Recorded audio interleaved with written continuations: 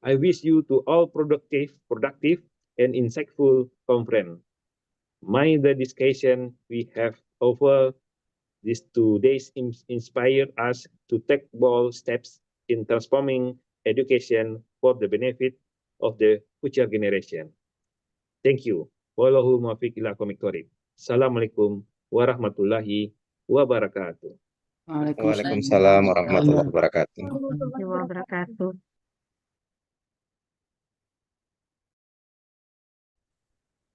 Thank you, Bapak Ismadinata. We hope this event get a blessing. So, better for us to beg to Allah through dua, and the dua will be led by Bapak Hade Afriansyah MPD. Thank you, moderator. Assalamualaikum warahmatullahi wabarakatuh. Waalaikumsalam warahmatullahi wabarakatuh. Good morning, ladies and gentlemen. Let me guide the dua in Islamic. Bismillahirrahmanirrahim. Alhamdulillahi rabbil alamin. Wassalatu wassalamu ala asrafil anbiya'i wal mursalin. Sayyidina wa maulana Muhammadin wa ala alihi wa sahbihi ajma'in. Allahumma inni asbahtu minka fi nikmati wa afiyati wa sitr. Fatimma alayya ni'mataka wa afiyataka wa sitraka fid dunya wal akhirah.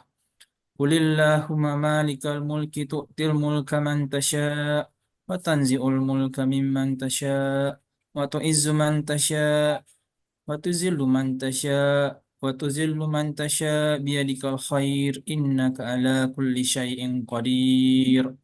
Allahumma innaka ta'lamu anna hazihil qulub qad ijtama'at ala mahabbatik wa taqat ala ta'atik wa tawahhadat ala da'watik wa ta'ahadat ala nusratis syari'atik. Fawassikillahumma rarubitataha wa adim muddaha wahdiha subulaha wa mla'ha binurikal lazi la yakhfu washrah suduraha bifaidil imani bik wa jamilit tawakkuli alaik wa hiha bima'rifatik wa amitha ala syahadati fi sabilik innaka ni'mal maulana wa ni'man nasir. Allahumma afini fi badani, Allahumma afini fi sam'i, Allahumma afini fi basari. Rabbi ufirli wali walidayya warhamhuma kama rabbayani saghira. Allahumma amin. Wa sallillahumma ala sayyidina Muhammadin wa ala alihi wa sahbihi wa sallim. Ya Rabb, give the barakah in this event. PICEMA 2024. Rabbana atina fid dunya hasanah wa fil akhirati hasanah wa qina azabannar. Wassalamualaikum warahmatullahi wabarakatuh. Assalamualaikum warahmatullahi wabarakatuh. Next agenda. Taking picture for all participants of the conference. And for audience, please open the camera. Starting, take some pictures. Panorama kalau malam nggak pakai helm pun nggak apa-apa. Let's take the picture. 1, 2, 3. Again. 1, 2, 3.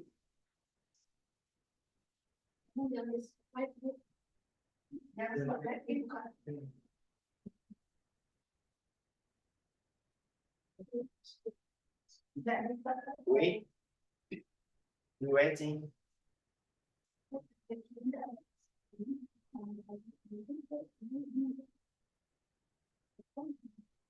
For the audience, please open the camera.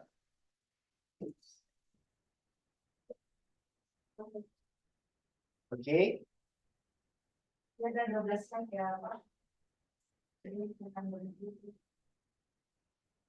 Let's take the picture. 1, 2, 3. 1, 2, 3. Again. 1, 2, 3. 1, 2, 3. 1, 2, 3. And again. 1, 2, 3. 1, 2, 3. The last one. 1, 2, 3. Okay. Thank you so much. Audiences, that's all our opening ceremony for today. Now, we are getting into our main agenda. Presentation for our special invited speakers that will be guided by the moderator, Ibu Encheria Damanik, MED, PhD. Please welcome Bu Encheria. Now, time is yours. Thank you.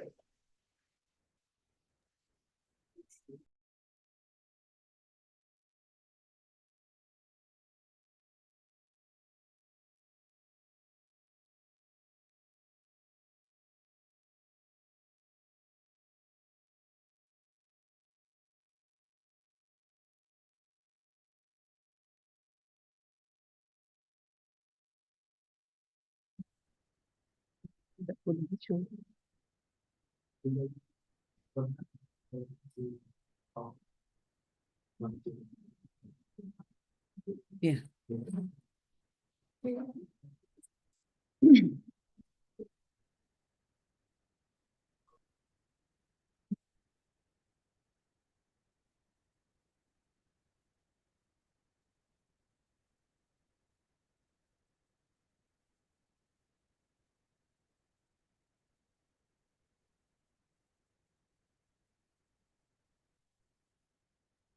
Boleh ya?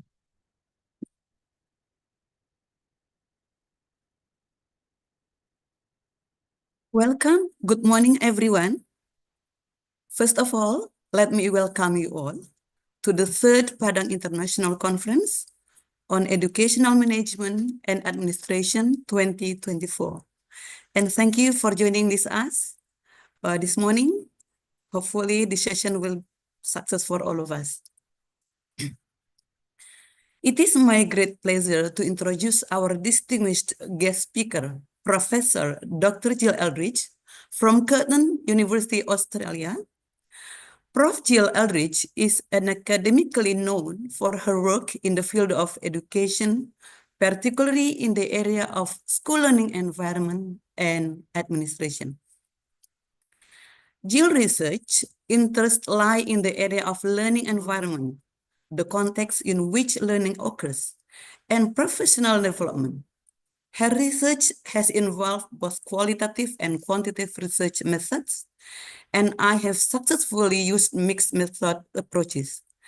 Jill's research has involved cross-culture research and include 2 articles constituting some of the first cross-national studies in the science education. They both were selected by the National Science Council of Taiwan as 2 of 10 of the most influential research studies in science education in Taiwan. Jill's early research involved improving classroom environment and examining ways to enhance teacher change. Her work established an effective 5-step process that involves teachers reflecting on student feedback about the learning environment. This work paved the way for the development of survey teachers could use to gather feedback and a process that would affect change in practice. This earlier research identified the importance of school leadership and school climate, both of which were directly related to the student outcomes. Her school climate research led to the development of important questionnaires that have been used in hundreds of schools and across whole school systems. This work has helped to establish the importance of ensuring a positive school climate to improve student outcomes. Jill has published over 62 journal articles in Q1 and Q2 journals. She has also established numerous partnerships with schools throughout Australia, which have led to long-term relationship and range of collaborative activities based on her research. Her work with school leadership teams and teachers has developed capacity within schools through professional learning opportunities, including collaborative inquiry. The resulting improvement in school and classroom level climates have been reported in 2 books. In her most recent research, Jill has examined the impact of system-level support on improving student outcomes and how reforms effort mandated by school system can be hindered or facilitated at the policy, system, school, and classroom level. This research will be the focus of Jill's presentation today. Okay, before we continue, I would like to say hello to Jill. Professor Jill Eldridge, are you here?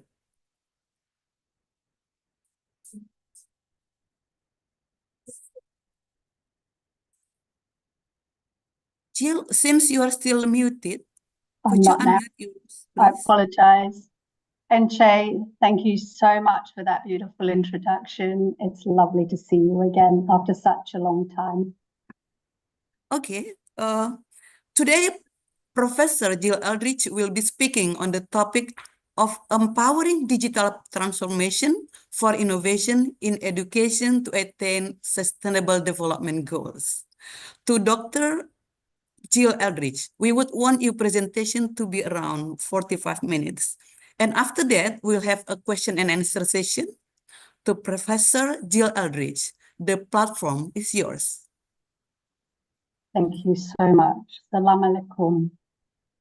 Thank you, Enche, for that very kind introduction. And thank you to the people who organized this conference. Your hard work is appreciated. Finally, thank you for this wonderful opportunity to be able to present at this conference. This important topic, digital transformation in education, is an imperative one. Reform efforts of the magnitude that this topic suggests is absolutely impressive. And reform around the world comes with an imperative to change for different reasons. I'm going to share a PowerPoint presentation with you. So just bear with me for one moment, please, while I find it. Here we go. Share that. And okay. I'm going to share this. And it's fine. well, sorry, is it there? Yeah, it's there. Okay, this is good. I can't see it from where I am, but if it's there, that's wonderful. Do I have the screen view? Yes? Yes, it's there. Great. Can you see the screen, not the note? Yep, Sorry, Ange. full screen already. Yeah, but there's no notes. You can't see my note? Okay.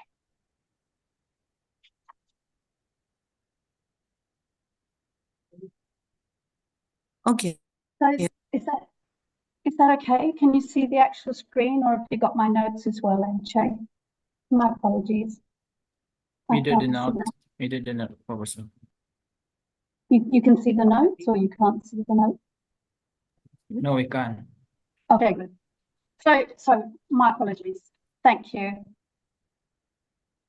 In countries around the world, reform efforts take place, and there are so many reasons for these reform efforts.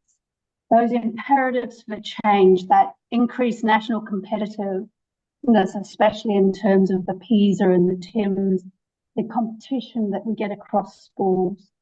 If we can improve education, we improve economic prosperity in our countries, and as the title of this conference suggests, sustainable development becomes possible. We get improved social outcomes in our countries, and we get improved student outcomes. And I think for me, the rector's speech, he made such an important point that I feel the most critical imperative is that moral one, in which we need to make education inclusive and engaging and accessible for all students.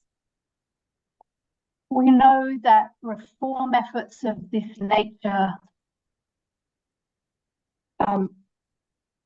has so much at stake. Such a large endeavour is enormously expensive for a country in terms of manpower and resources.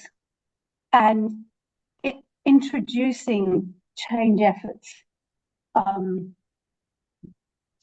really doesn't always have the success that countries would like. And there's a lot of research out there that suggests that I'm using the term change efforts and reform interchangeably. Reform usually implies a mandated change in schools, but I think it applies to both. Change efforts around the world, despite the amount of money we're investing in it, are not achieving those outcomes we would like.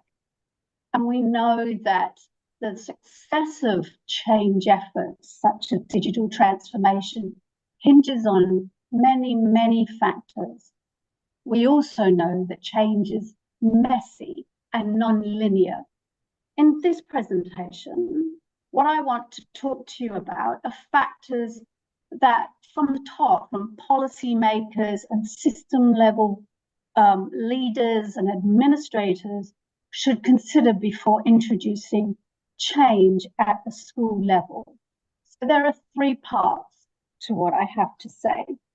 I want to talk about what considerations can we make at the system level when we develop the policies, when we develop the strategies and how we're going to implement it.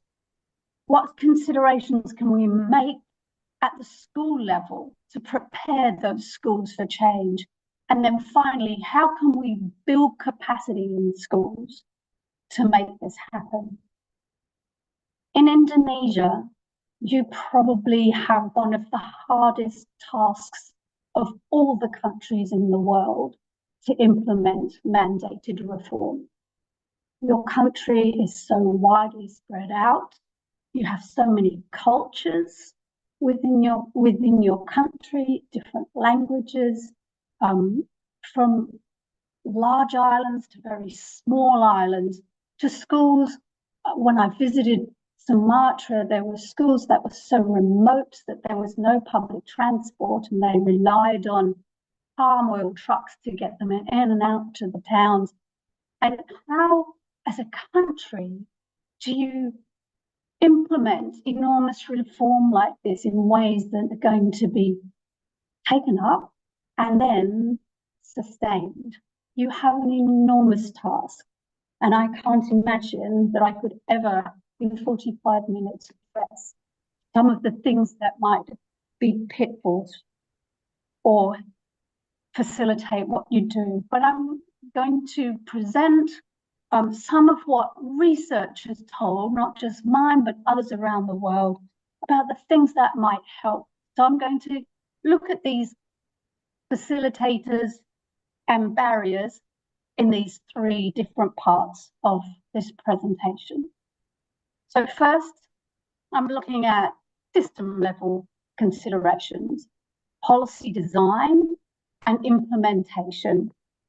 And research suggests broadly there are around 6 factors that you can think about at this level, countries can think about at this level, that will support the implementation of reform. I'm going to go through each one and give a bit of an overview. The first is coordination. Although it seems intuitive that there needs to be a lot of coordination as a requirement for success, research shows that that's not always a consideration at either the system level or the school level. So things like training support, or how training is supported and how you coordinate the support and training of the different people involved, isn't always coordinated well. And often in reform efforts, when the change is uncoordinated, it's often inconsistently delivered, and then there's limited follow-up or no guidance. So to improve implementation of a reform of this nature, there needs to be planned coordination with timelines, indications of who's responsible. If they're just a timeline without names next to it, generally things don't tend to get done. Who's responsible for each part of the change process, because there are many elements to it. Coordination needs to consider time for small-scale trials. And I'll talk about those a little later.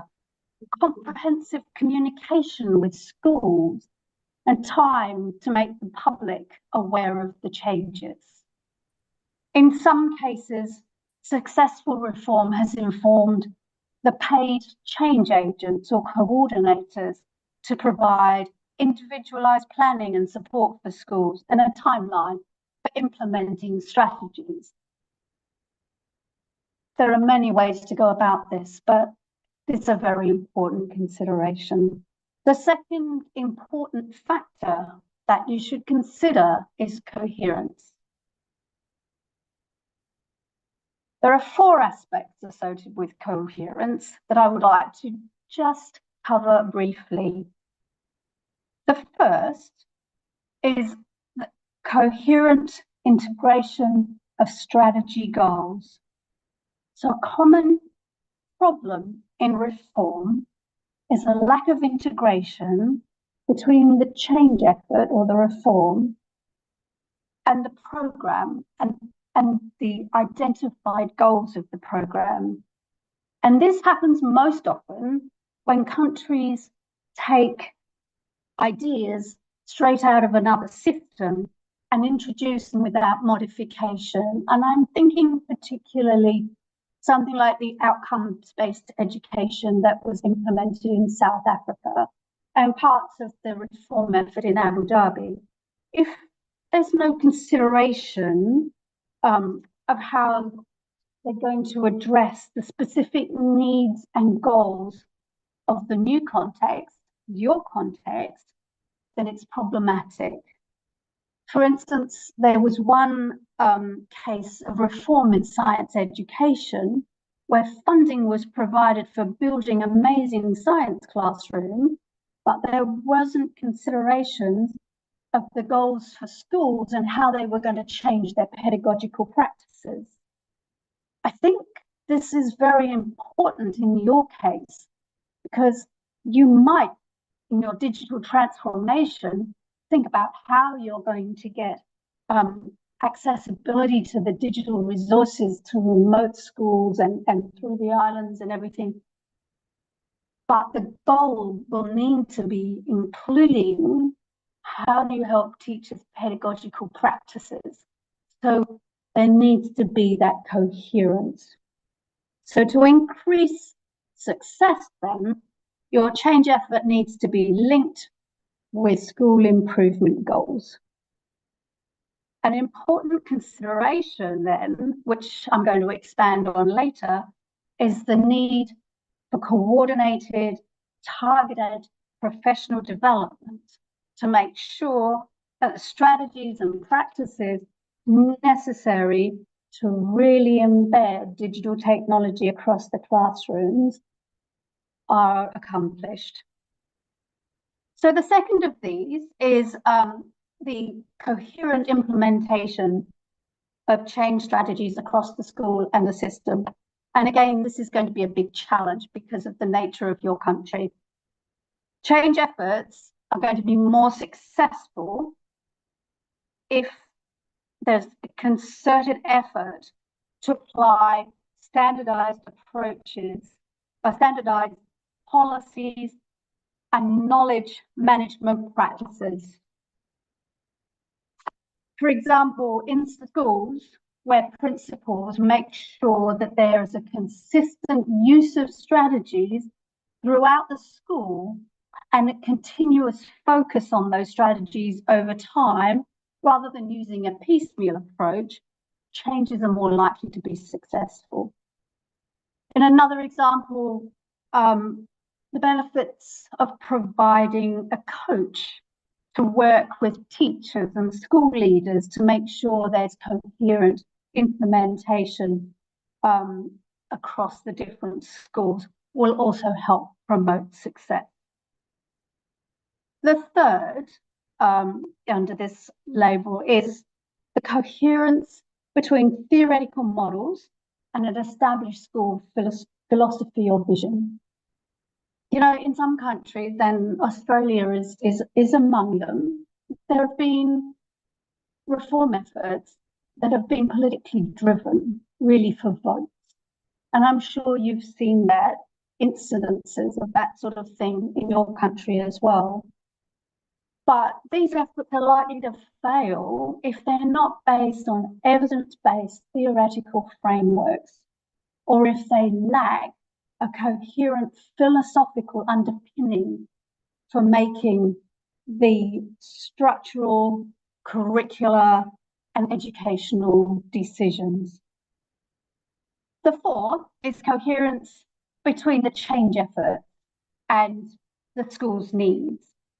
Oh, sorry, I clicked accidentally.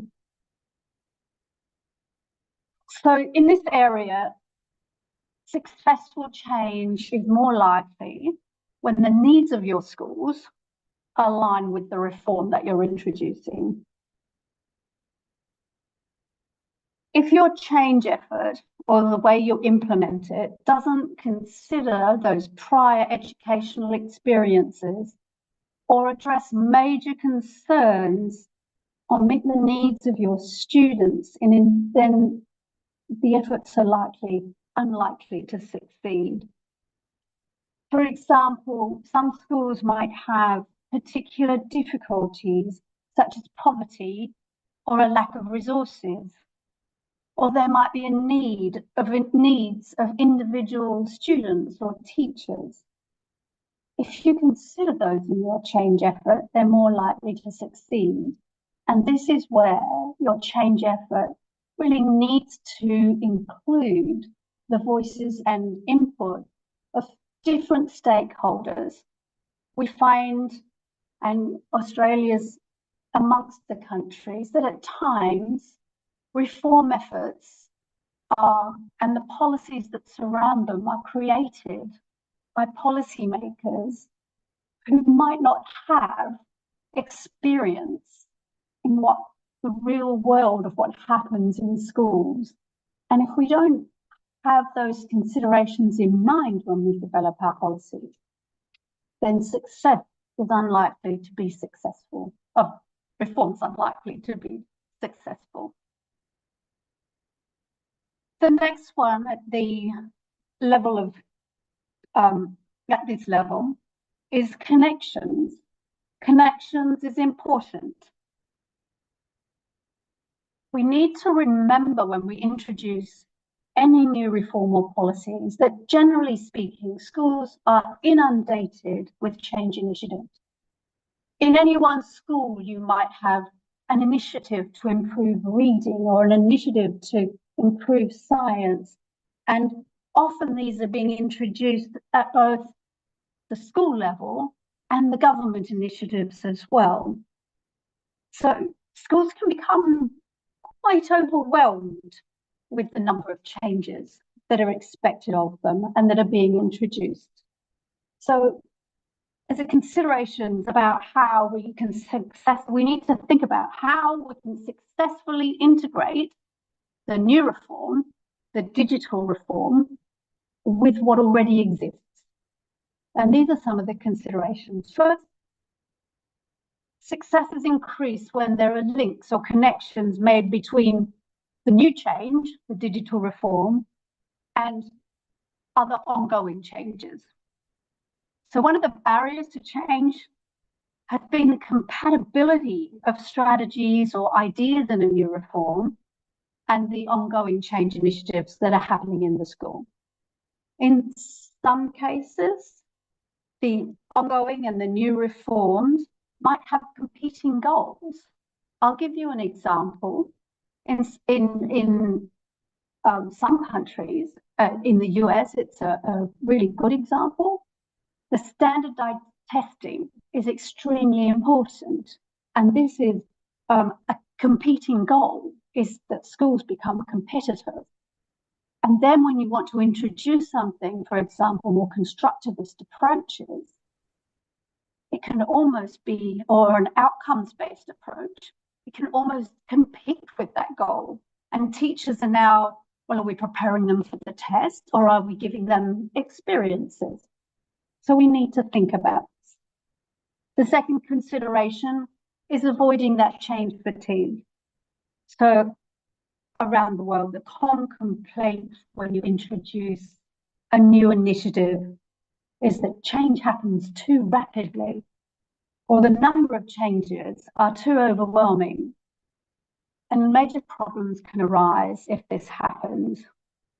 The multiplicity of reform demands can lead to cynicism, to stress, to that feeling of being swamped.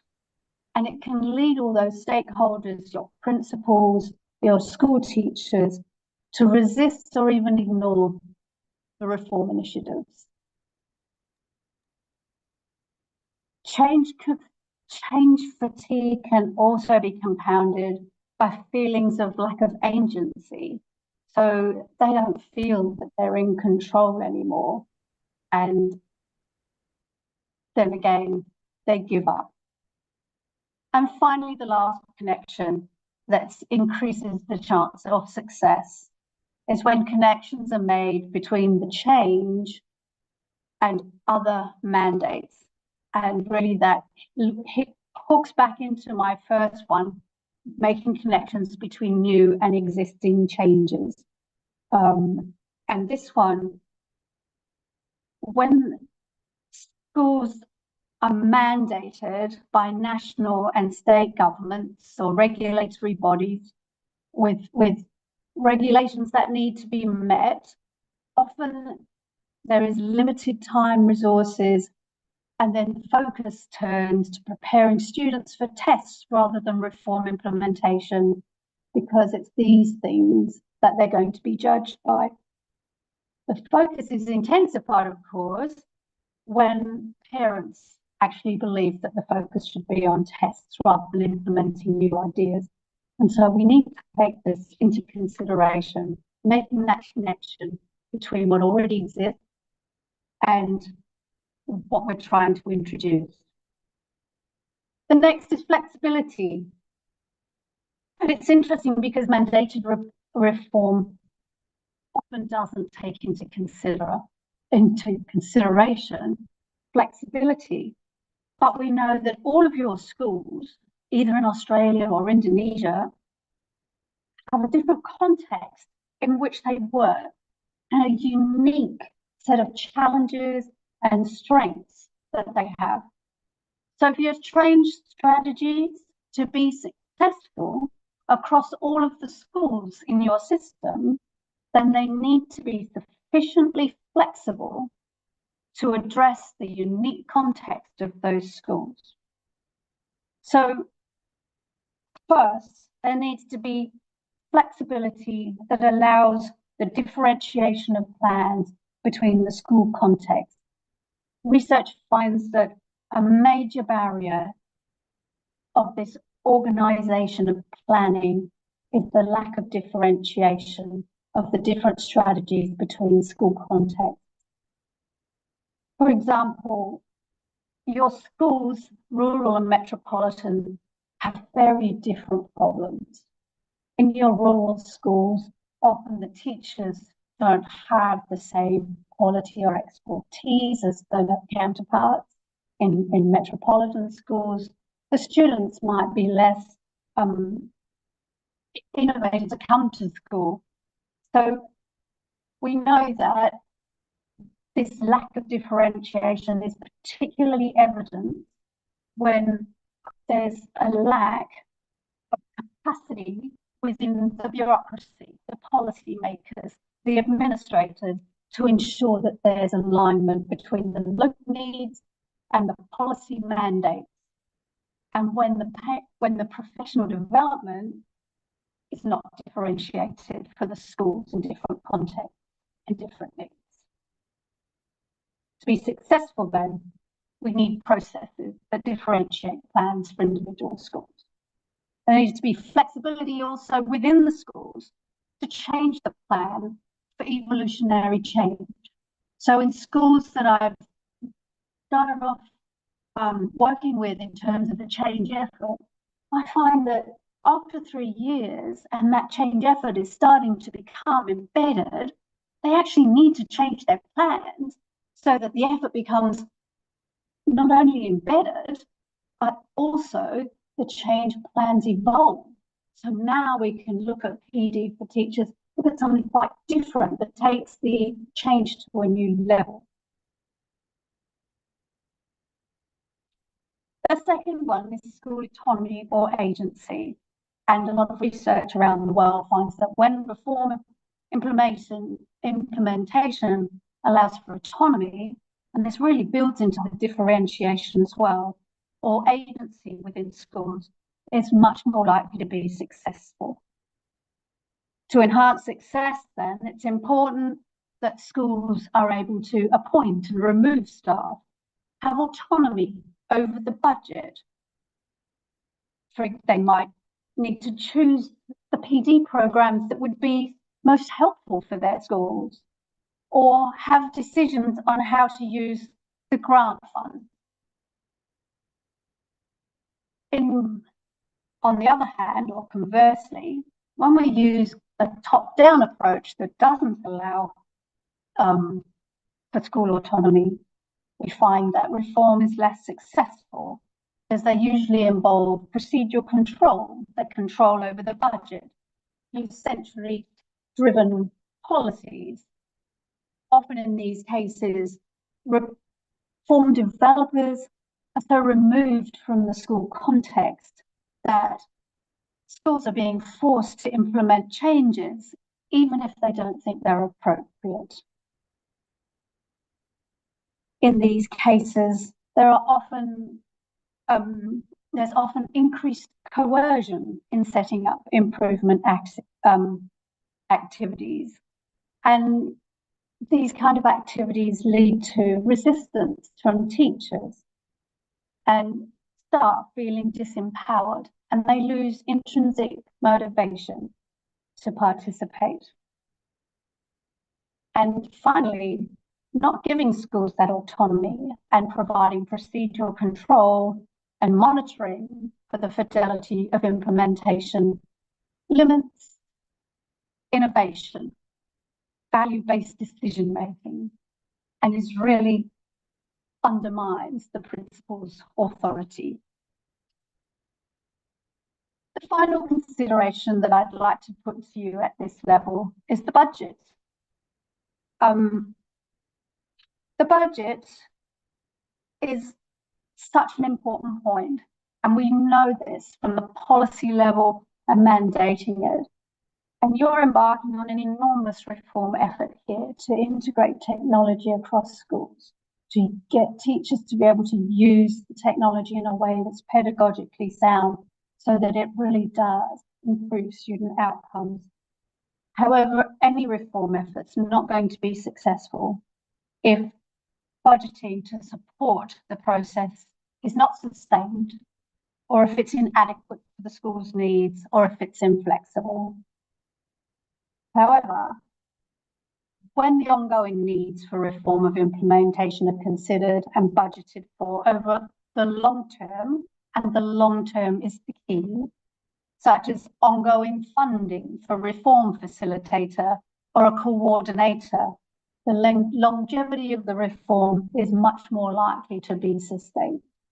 We need to remember reform and educational change is not a quick process. There are no solutions, we call them band-aid solutions. There's nothing that we can just put out there and think that in 6 months it's all going to be okay. We need to be thinking in years, and usually 3 to 7 years for effective, sustainable change.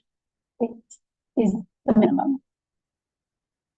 The second thing is funding for resources and the professional development. We go back to this again. I've seen cases where reform efforts have been implemented in countries and the teachers don't have the resources to be able to actually carry out the science lessons they needed to be able to do. So your funding is more likely to be, your reform efforts more likely to be sustained when the needs of the reform, your instructional resources, the technology, your technical assistance, your human resources, your teachers are budgeted for. Reform is also more successful when the funding is made available for the PD of the teachers and leaders, and funding made available for time. Time often is not considered at the system level, but time to be set aside for group planning and development activities is so important.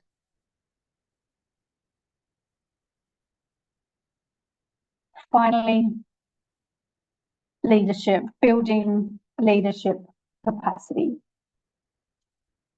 You know, in Australia, and I'm not sure how it works in Indonesia, but in Australia, oftentimes our leadership, our principals, were teachers originally, and they work up through the system and eventually become principals. They don't necessarily have any training in leadership per se.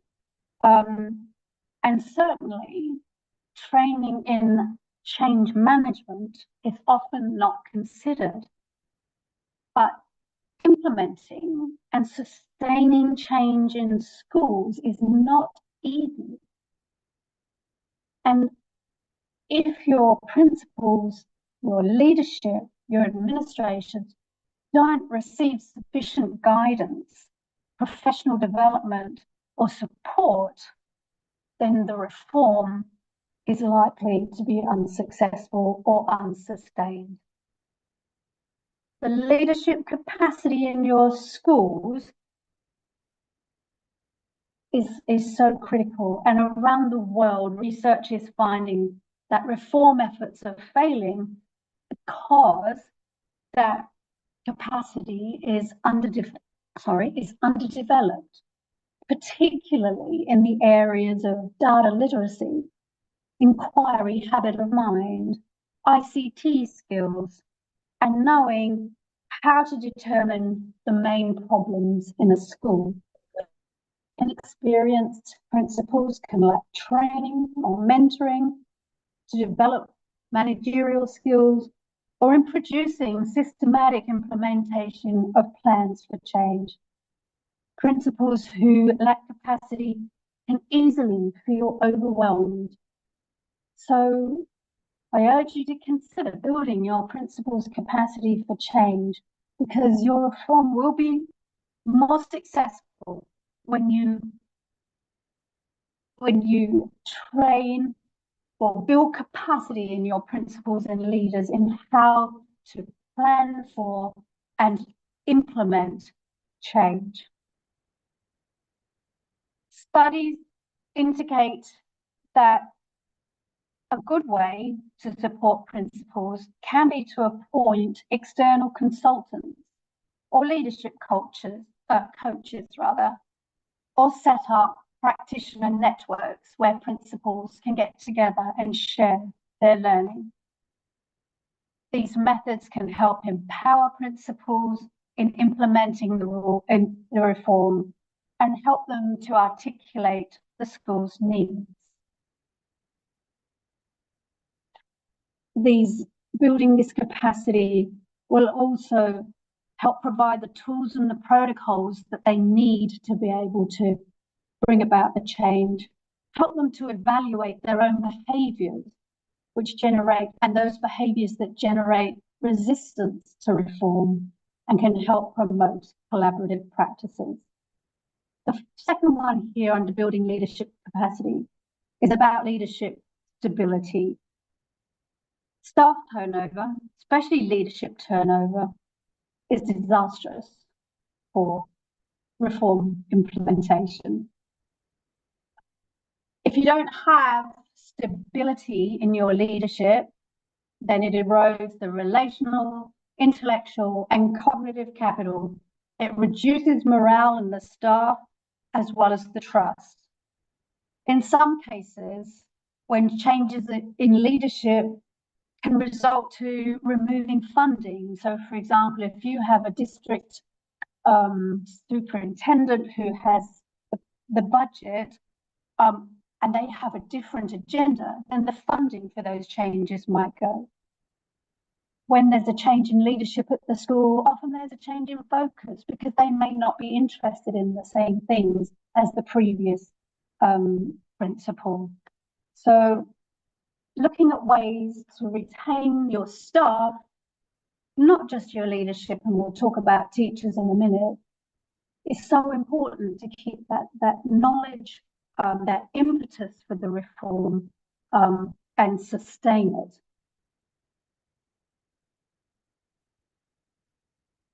This is part two. So moving now away from what happens at the system level and how system leaders can help provide the policies, the strategies, plan, and the considerations they can make. This is about how schools can be prepared for change. And the research says that really there are three main things that we can do to prepare schools for change.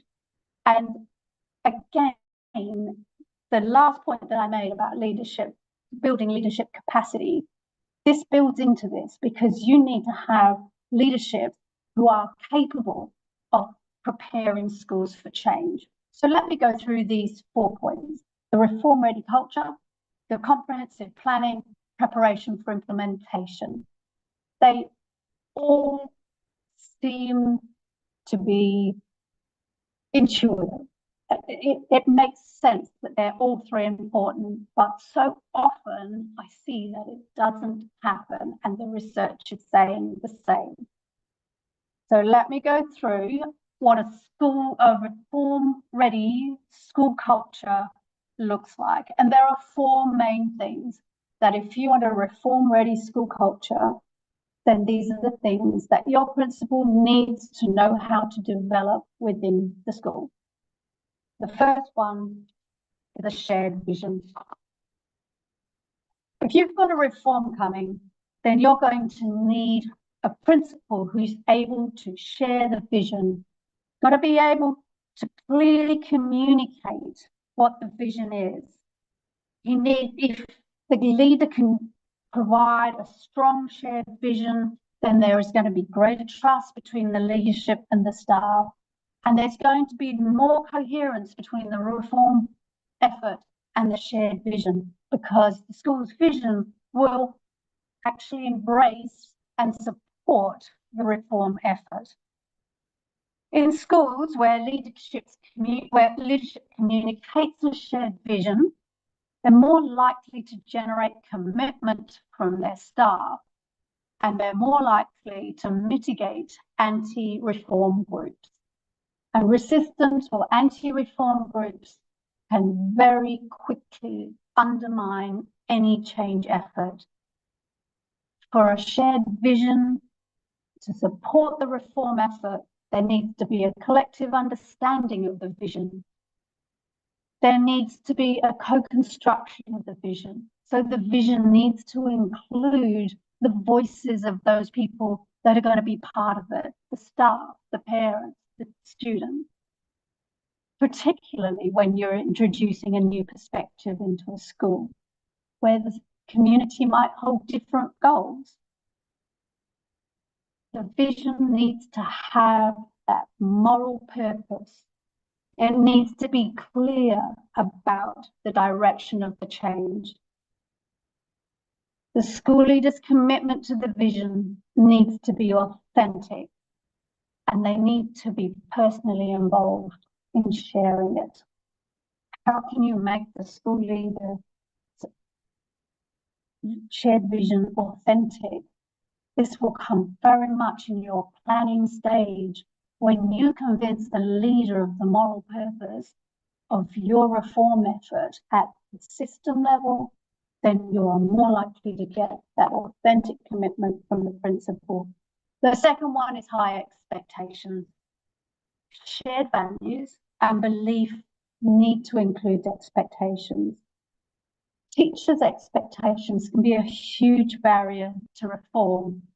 For example, in schools where there are students that come, where teachers look at students with a deficit perspective, oh, they'll never make it, they're not going to understand that, what's the point? Or they lack their belief in the student's ability to achieve, then the reform efforts will be hindered.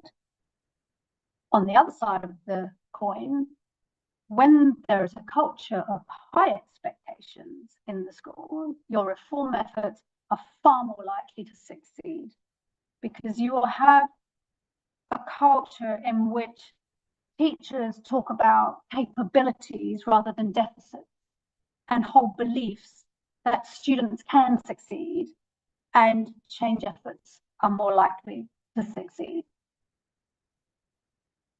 The third is a collaborative environment, and this is really important. You know, as teachers, it's a very isolating job, and often we're in our classrooms on our own with problems that other teachers have, but often we don't share them, you know. So by having or creating a collaborative environment in a school encourages, you can encourage teacher autonomy, teacher innovation, shared decision-making, and encouraging teacher learning. If you have a lack of collaboration, on the other hand, it's a barrier. So your collaborative environment are characterized by high levels of trust and shared values, which goes back to your shared vision. And decision-making, and of working effectively as a team. We find in schools that have a well-established collaborative environment, when a teacher has a problem, they share it with other teachers. If you have a teacher who's not performing well in a collaborative environment, it's very difficult to hide it and much easier to help them. There's a lot of approaches and activities that are collaborative that can support reform efforts. Things like collaborative inquiry, professional collaborative learning, dialogue. And it's important that principals are aware of these and look at ways that they can introduce them into their school. And if you can do this before the reform effort happens, your school is much more likely to succeed. Your reform and the school are more likely to succeed. And finally, building on from that collaborative environment is the positive, trusting relationship.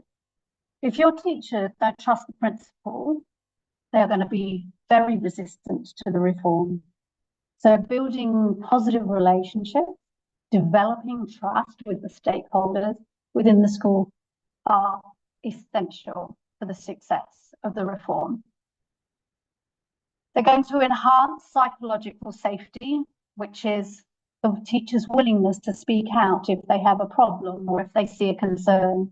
It's going to make teachers more willing to engage in behaviours that support school improvement, because they trust that the principal is going to do the right thing. And if they make a mistake, they trust the principal is not going to punish them for it.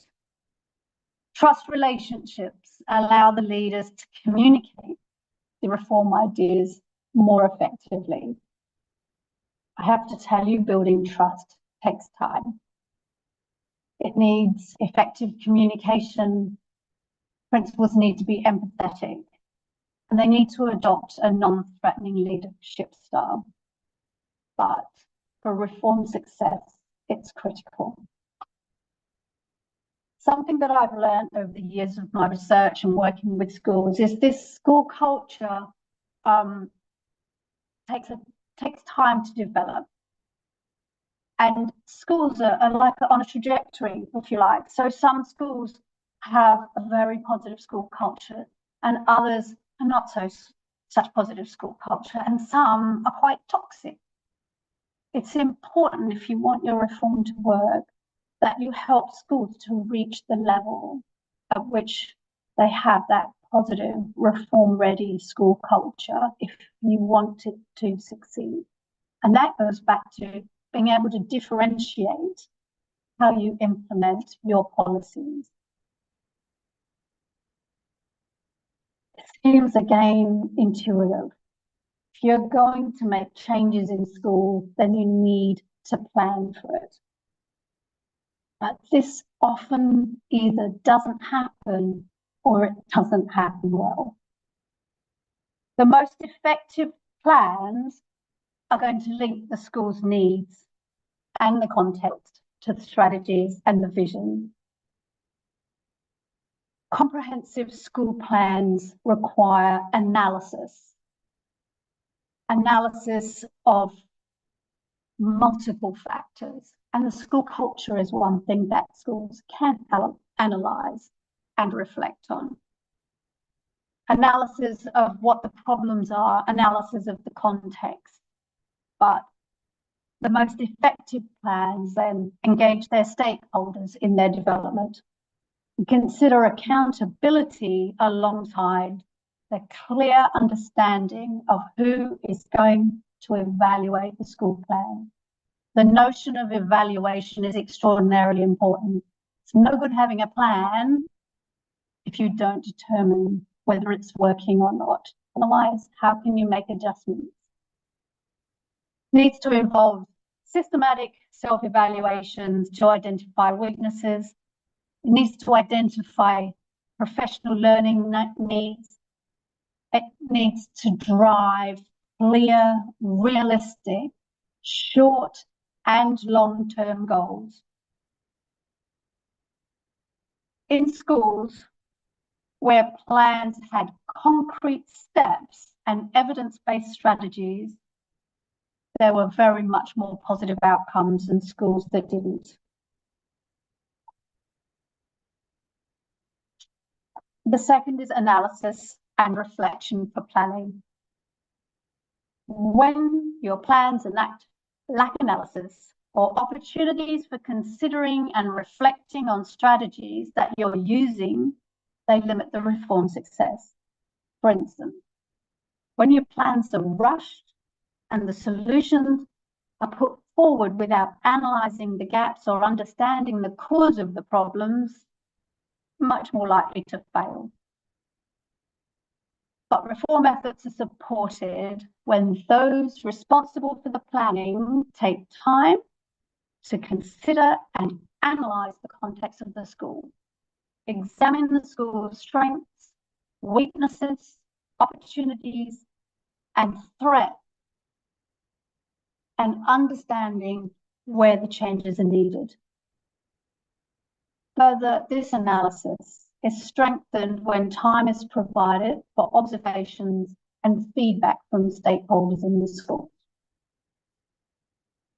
Planning isn't something that principals necessarily and their leaderships necessarily know how to do well.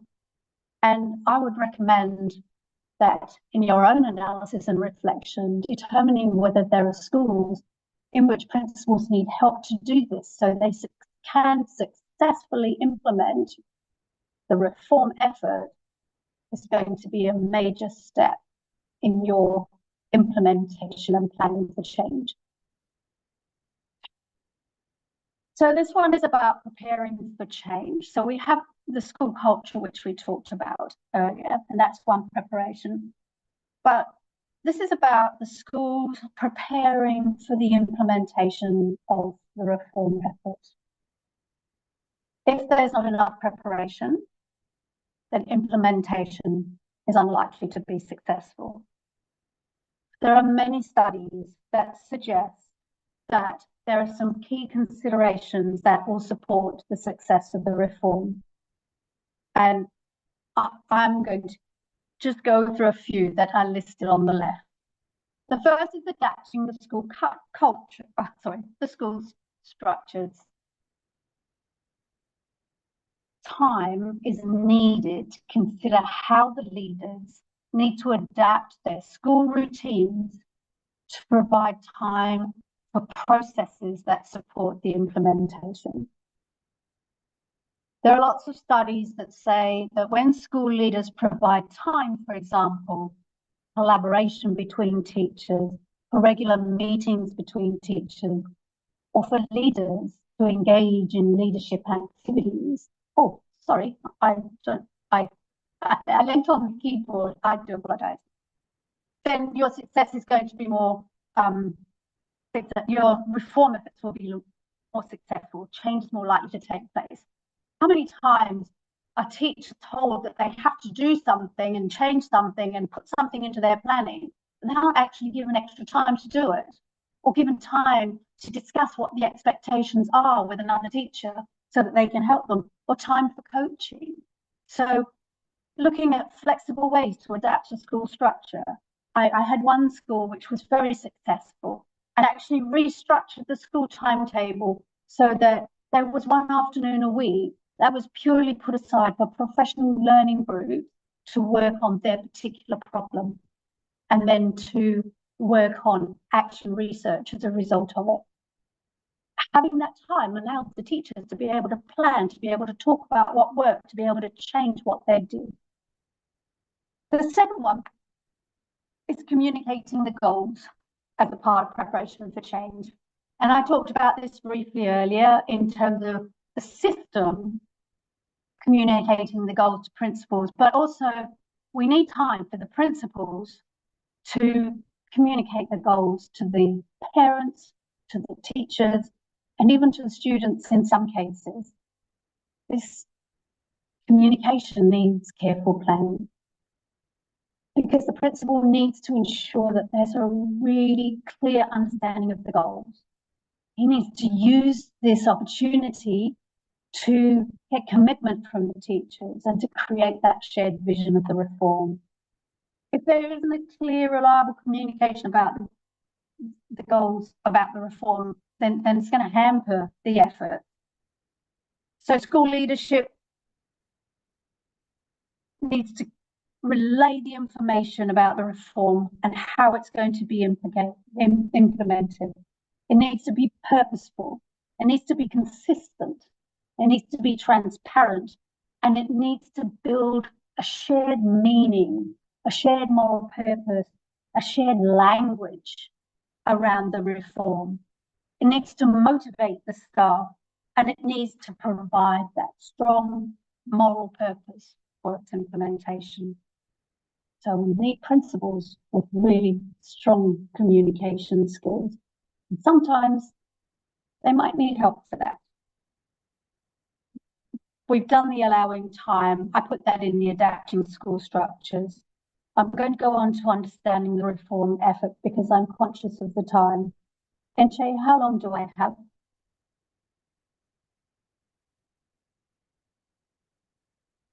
You still have another 10 minutes, please. Okay. I need to move. I'll get my skates on. So we need to make sure that there's an understanding of the reform. We need coordinators, we need teachers, we need principals, all to know exactly what's happening. We need targeted professional development. We need induction workshops. We need teacher leadership training, middle leaders. They're going to help carry it forward. Note, when the quality of the professional development is inadequate or it doesn't provide clarity about specifics, practicalities, not just the theory, what does the reform look like? It's going to be hampered. We need tailored professional development.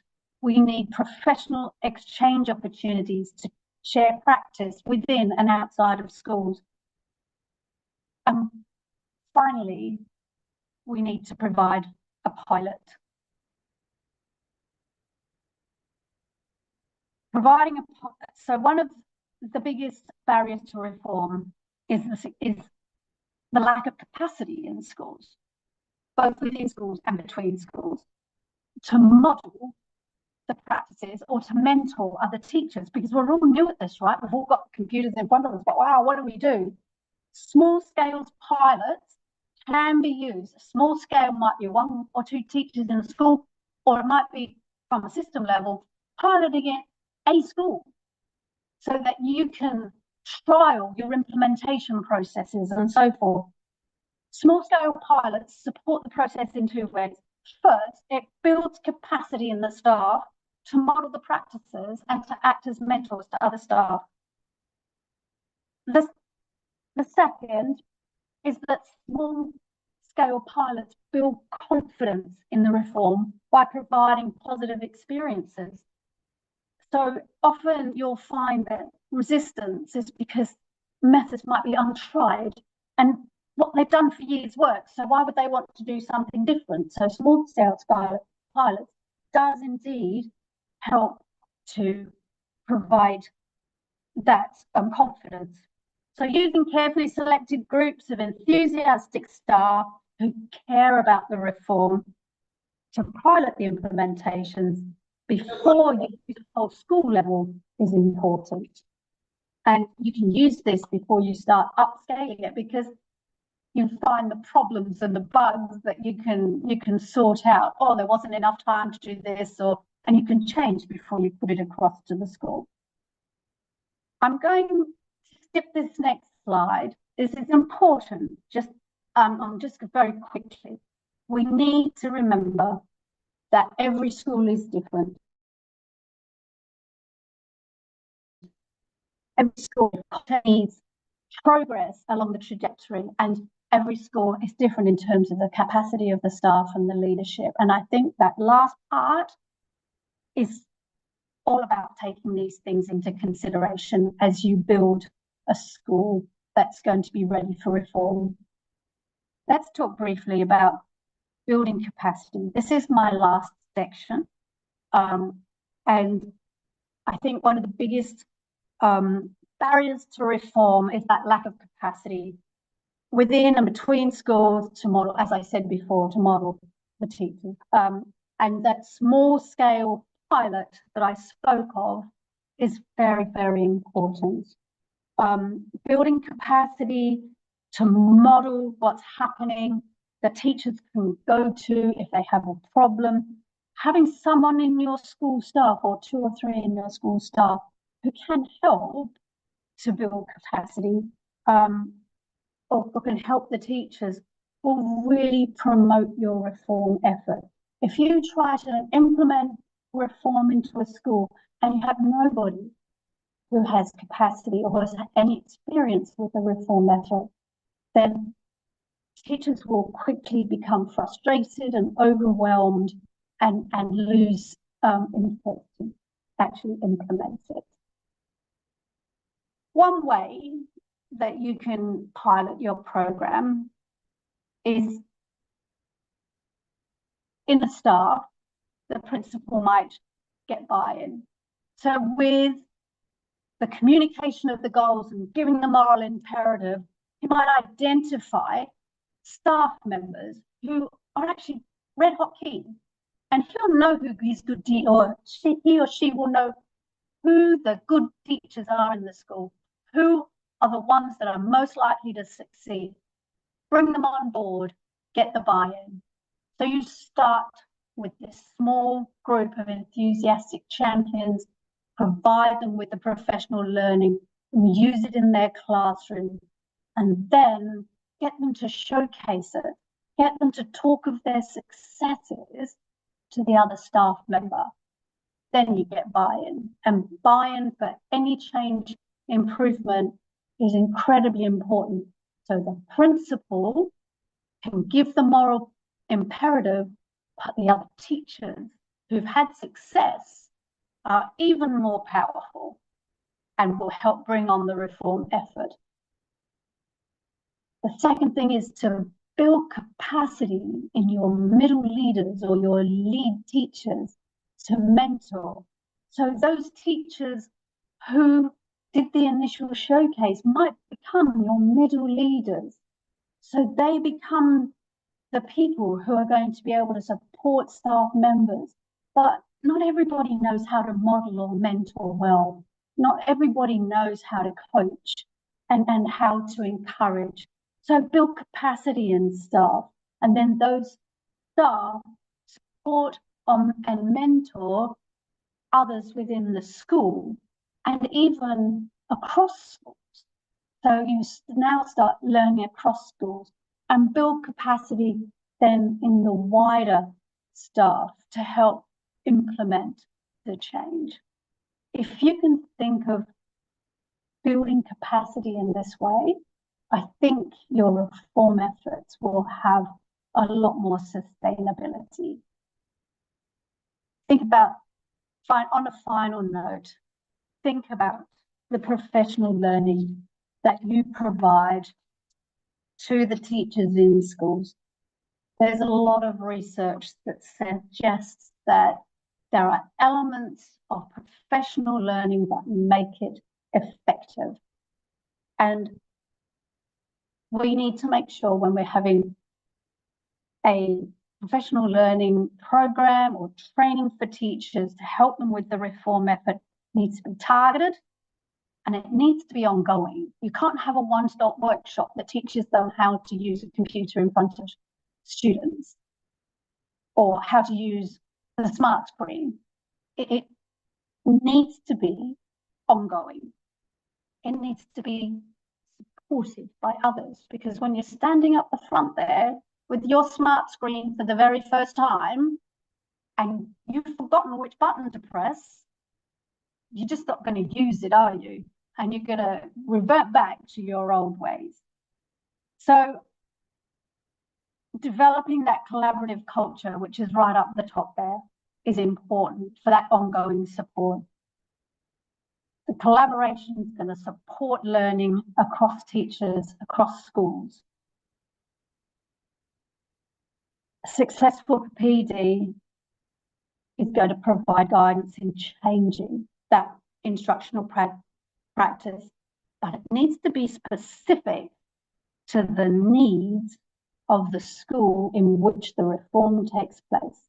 So you need to make sure that it is, and up the top here, embedded in practice. So you're not just telling them a workshop and then they go away and try it out. They need to actually embed, the PD needs to embed it in their practice through things like inquiry approaches.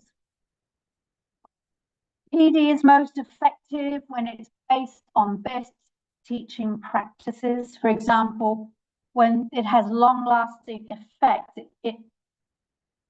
it's evidence-based and data-driven.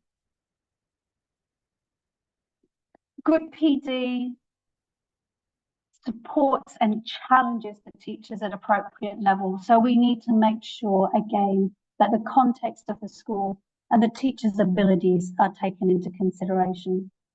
Effective PD is increased when there's space for given reflection and realization. Encouraging teachers to identify problems and take actions, then give feedback, has been found to make both short-term and long-term gains. On the other hand, unsustained or poorly supported PD that is unfairly distributed will limit the longevity of your reform effort.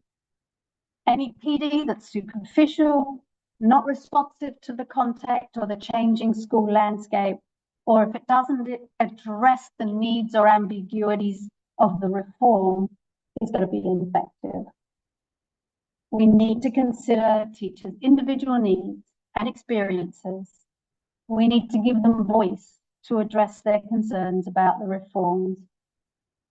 We need to make sure that when new staff come to a school, that they're provided with an induction to help them understand the strategies that the school is using and the changes that are being made Otherwise, they'll become resistant. That was a lot to take in, and I thank you very much for listening. I would like to open the floor to anybody who has any questions. Can I ask you, Enche, to perhaps help me here?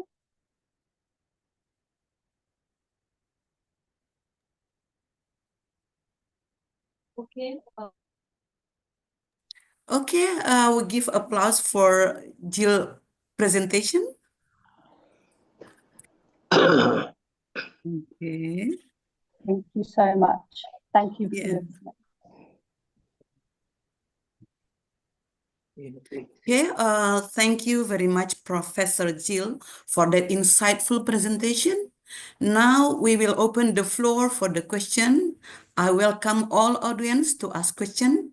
Please use the chat feature to submit your question or directly raise your hand if you want to ask directly. We will do our best to address as many questions as possible. Okay. Yes. Professor Sufirma, thank you. Okay. Maybe we directly, whoever raised hand first. Okay. Professor Sufirma, the time is yours.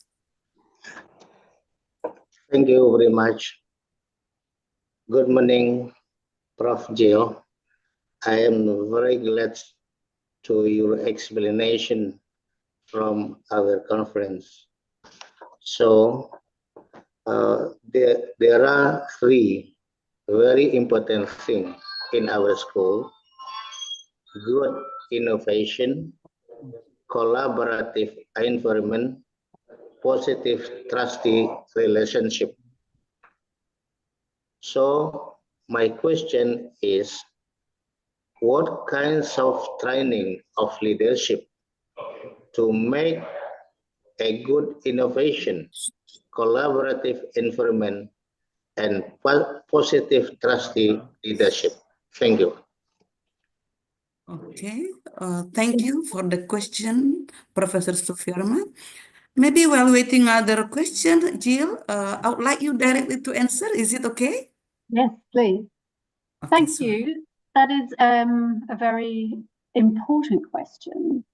How do we work with principals to be able to create this reform-ready environment? And this has been the subject of a lot of my research and work with schools. It's a tricky one because often people don't understand the full importance of this environment, not just to implementing reform, but to school improvement as a whole. It takes time because shifting culture is a difficult thing. So professional learning, in my view, with principals, needs to involve an inquiry approach. Personally, I have developed surveys that I ask principals to administer to their school teachers. And the questionnaires are quite pointed in terms of how they feel about different elements of the school climate and school culture.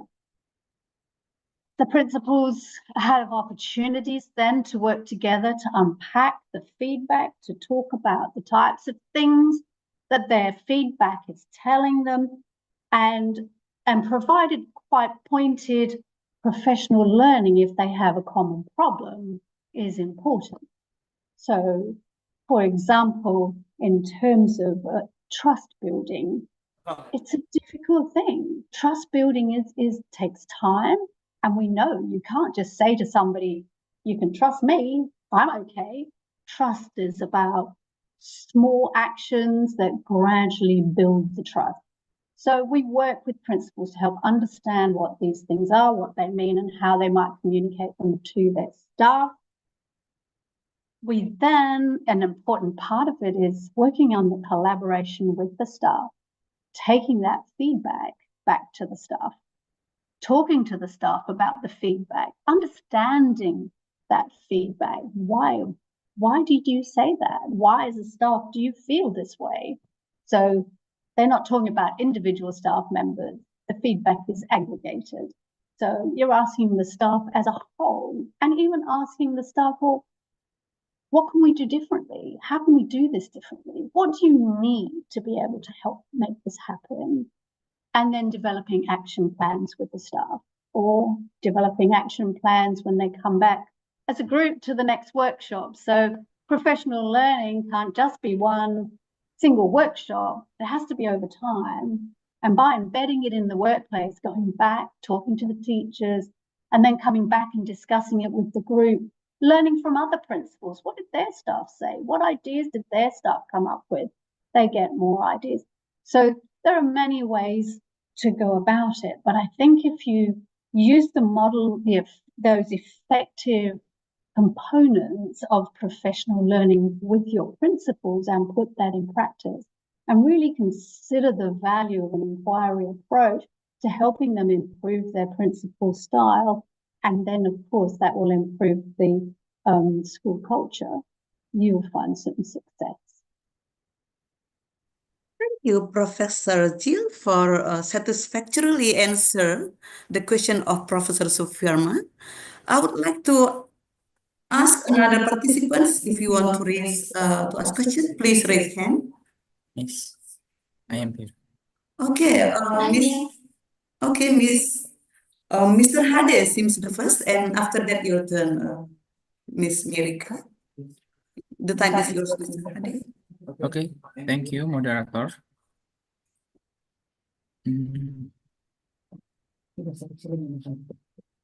Professor Jill Adrit, I'm really interested with your presentation, and I've lectured the subject organizational development in Universitas Negeri Padang.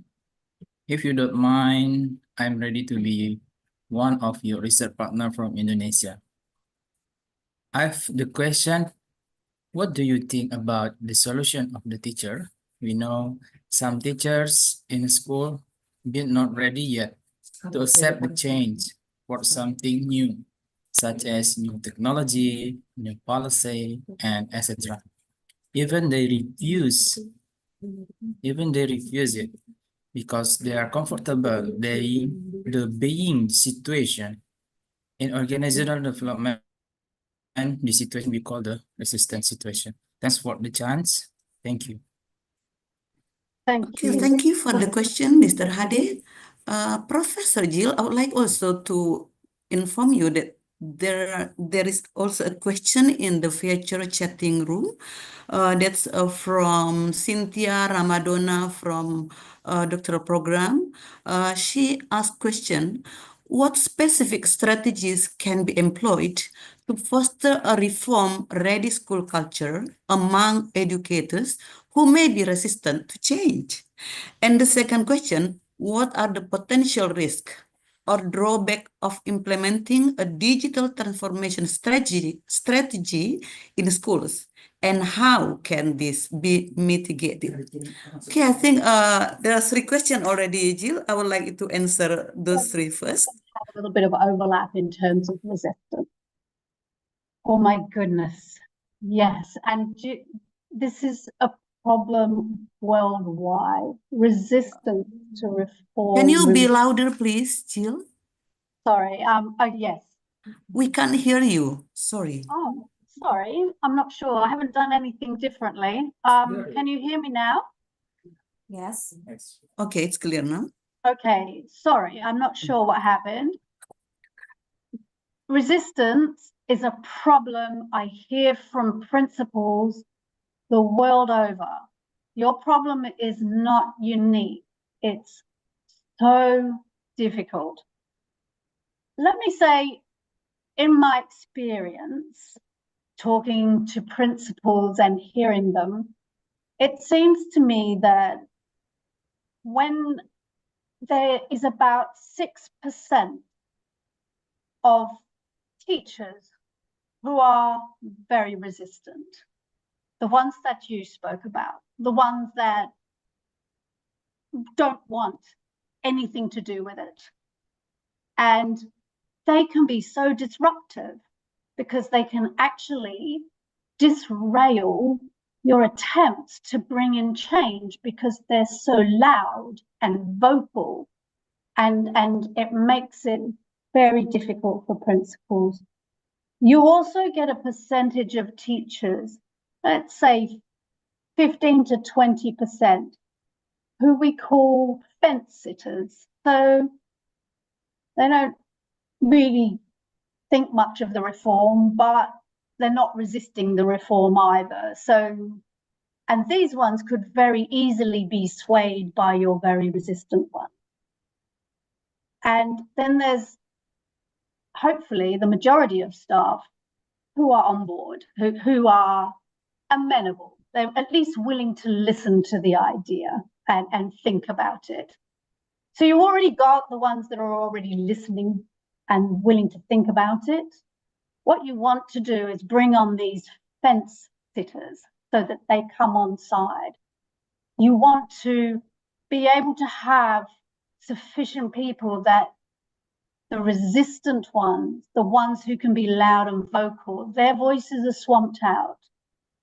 I will say that developing that positive school culture is a really good start, but I have used the notion of a pilot, a small pilot, and I have seen very good results in terms of bringing teachers on board. I might never change the resistant ones, but when you have enough people who are positive about the reform, who can see the change, who can see that students are doing better or more engaged, or the behavior's better, or they're attending school more regularly, once they see the results, the naysayers become, the resistant ones become more quiet. And then you need to work with your human resources to find ways to maybe quietly move them out of the system, out of the classrooms, if that's at all possible. But the pilot is an important, and there's lots of research. There's my own, but there's also a lot of research going on in the US and in the UK as well, looking at the use of pilots in schools. Because, as I said, not only do you get people who are now mentors and modeling what needs to be done, but you're seeing those positive results, and nothing can sell a reform better to the teachers than if it works and they can see that it works. I hope that's answered the resistance question, but I got so involved in that, I can't remember the other question. Sorry. Okay, thank you, Prof. Jill. Okay, Jill, Cynthia Ramadona from doctoral program. I think you have answered this question together with Mr. Hadi question, Jill? Yes, ma'am. Okay, thank you. My first question is same with Mr. Hadi. Thank you, ma'am. That's lovely. Jill, is it okay? One more question from Bu Merika for you? Because actually your time is over. One more question, is it okay? Sorry, one more question. Yes. Okay, that's fine then. All right, Jill. Thank you very much for everything you shared today. And we are running short on time, and to appreciate the speaker's contribution, the University Negeri Padang would like to present an award certificate to Professor Jill Eldridge. Our operator will present the certificate through platform. To the operator, please share the certificate. Thank you so much. Thank you to all of the participants. Thank you for your questions. Thank you for listening. If you have further questions, because we did run out of time a little, I'm sure Antonio will give you my email address, and I would be very happy to respond when I can. So it has been a pleasure. I feel very honored. I feel very warm to have been invited is really lovely. And NJ, thank you so much for that and for this opportunity to be able to share my research and work. I hope you have found some benefit and ideas in what I've said, and perhaps we'll meet again. Thank you. Oh, thanks again, Professor Jill. And we hear together that she doesn't mind to answer if we have more inquiries. She will be happy to answer via email. And definitely, I have her contact and email address. And I would also like to thank all our participation for joining us today. Your engagement and participation have made this conference a success. Thank you for everyone joining us and have a wonderful day. I close this session and we'll go to the next session. And Jill, you're welcome to leave the room. Thank you so much. Thanks to all of you. Goodbye. Bye. Thank you, Prof. Jill. Thank you. Thank you. Sudah terdeteksi. Okay. Oh, udah keluar deh. Okay.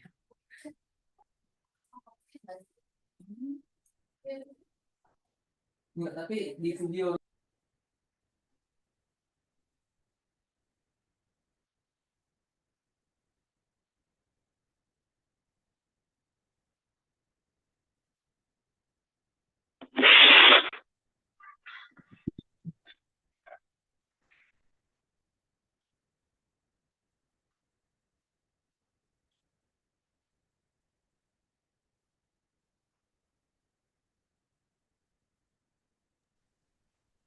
Okay, dear participants, we'll continue to the next speaker. Before we continue, I would like to check if the second presenter has been here. Professor Hadianto, are you here? Okay. Yes, Bu. Oh, Bu Masya NC. Allah. I hear your Alhamdulillah. voice, but unfortunately, I got problem with my computer, with my laptop, so I Okay. can perform my presentation. But I've already sent my presentation to Sari and to the committee. We hope that Sari can help me. Sorry, All Sari. right, Pak. All right, Pak. I will help you to share. I'm ready. Okay. Saya baca lagi.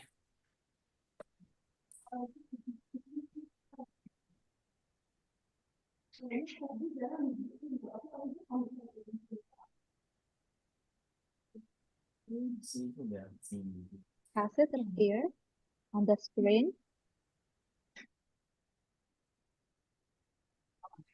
Yes. Okay, Sari.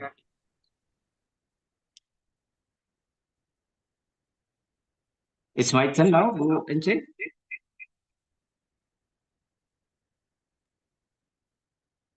Yes, Bapak. Before you start, Bu Ancheria will read a little bit about your biodata. Bu Ancheria. Okay. Okay. Thank you for your appearance here, Mr. Hadi.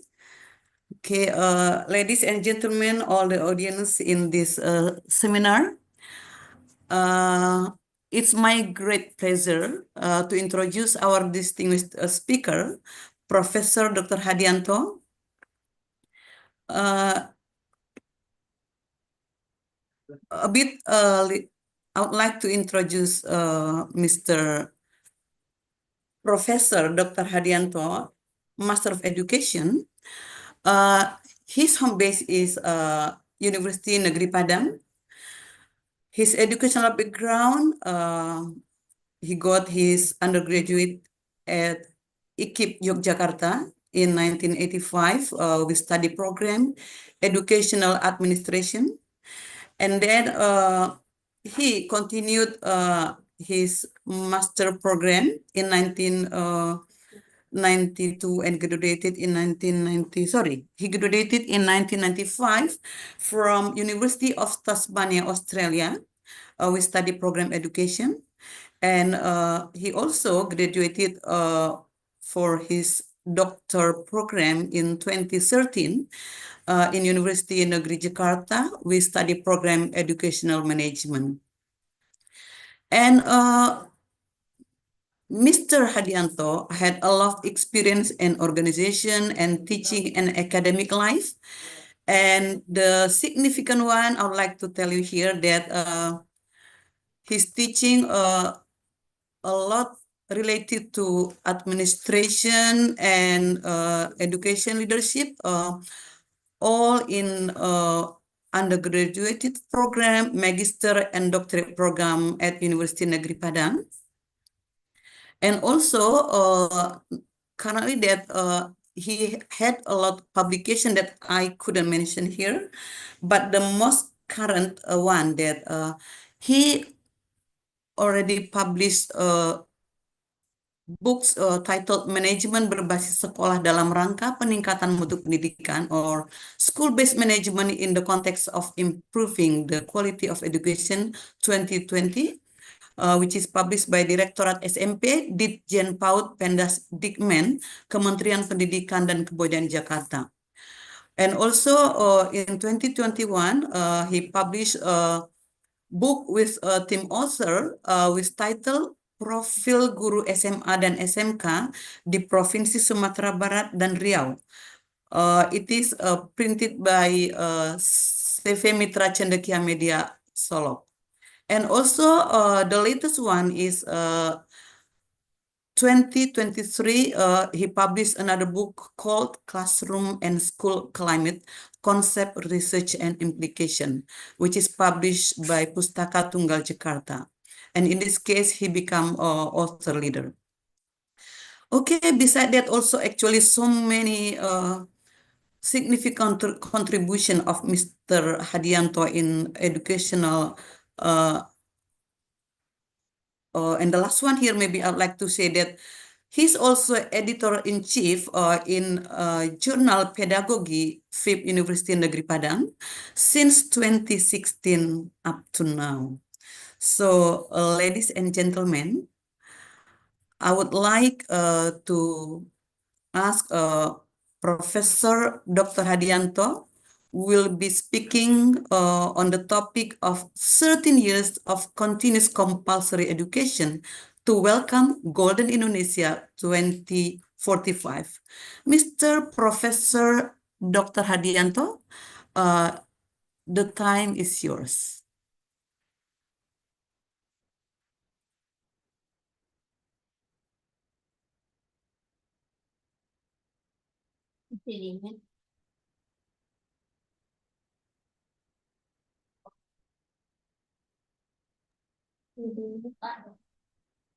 You still mute, Pak? Okay, I'm so sorry because it's a bit problem with It is clear now. I used two devices. Okay, thank you very much for Bu Enceria. Good morning and peace be unto you. First of all, let me thank our God who has given us opportunity to speak in front of participants, and it's my gratitude to our rector, our dean, our head of department, Ibu Sulastri, and all of committee who have already hard work to create or to conduct this very prestigious international seminars. Okay, my title, 13 years of continuous compulsory education to welcome Golden Indonesia 2021. If you see the picture on the first my presentation, the students, elementary school students actually have to put the secondary or junior and senior high school students there, as well as one who do not go to school. They are lucky, ones who can enjoy or to participate in school, but we still know that there are student or candidate or student or children who do not enjoy the school, who do not participate or go to schools. My presentation about compulsory education has some background. Sorry, could you do next?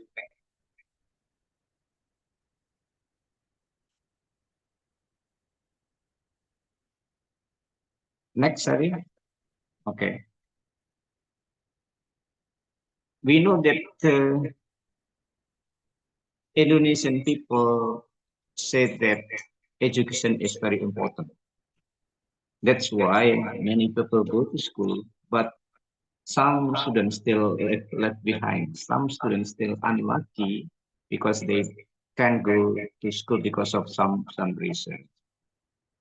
But if we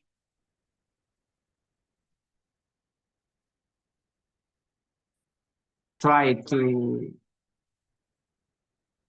quote the Republic Indonesia Law number 59, the year of 2024, there is social transformation of the Golden Indonesia vision, saying that there is an acceleration of 13 years of compulsory education. It is 1 year in preschool and 12 years of primary and secondary education.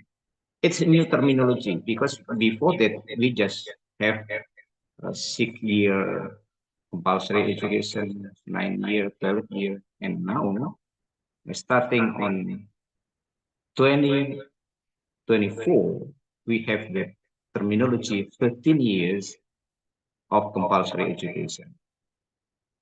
Next.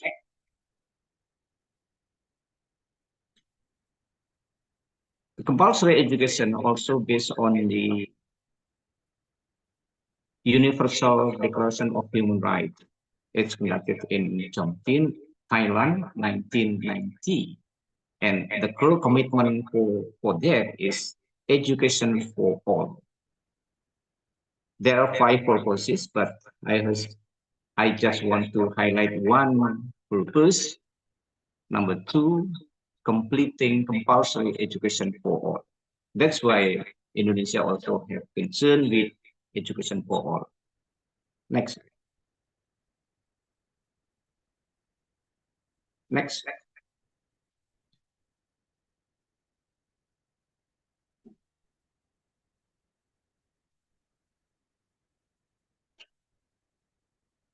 Next. I don't see any change on my screen. Yes, sir. Next page. Next page. Oh. Okay. This page shows us the problem of access. We know that in the Ministry of Education and Culture, nowadays there is a dashboard. We call it dashboard ATS, dashboard anak tidak sekolah. Number of students who do not go to school. It's the screenshot for the dashboard, and there are more than 4,000 children nowadays do not go to school because of some reason.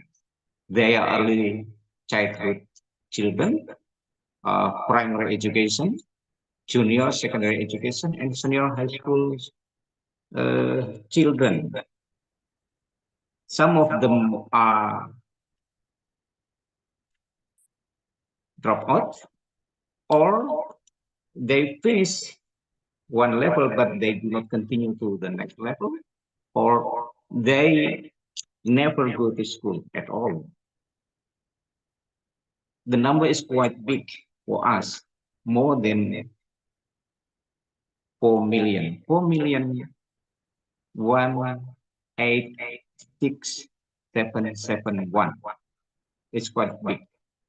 Maybe it's a surprise for us, but it's the real data we got from from the Ministry of Education, from dashboard ATS. Okay, next. It's on the detailed data relating to the children who do not go to school. Next.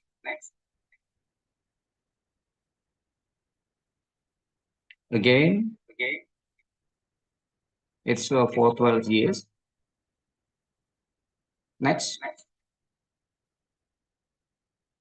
Okay.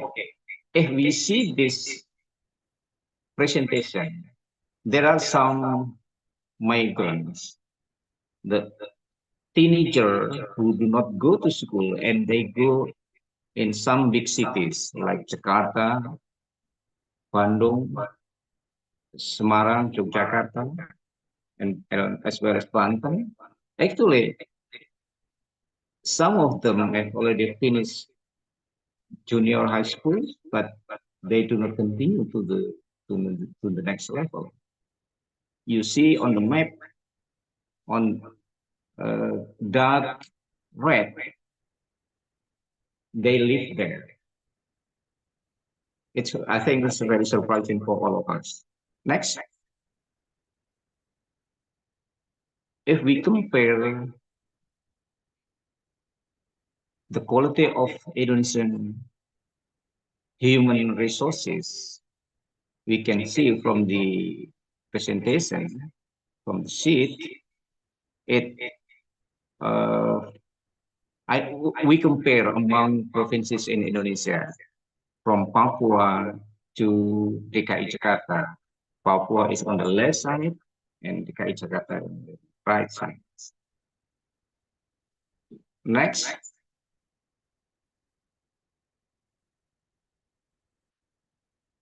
We also understand Human Development Index. If we compare with other countries on the woods, Indonesia is still unlucky because it's only the fourth lowest situation, lowest index. If we compare with Switzerland, Norway, Iceland, Hong Kong, and many others. Next.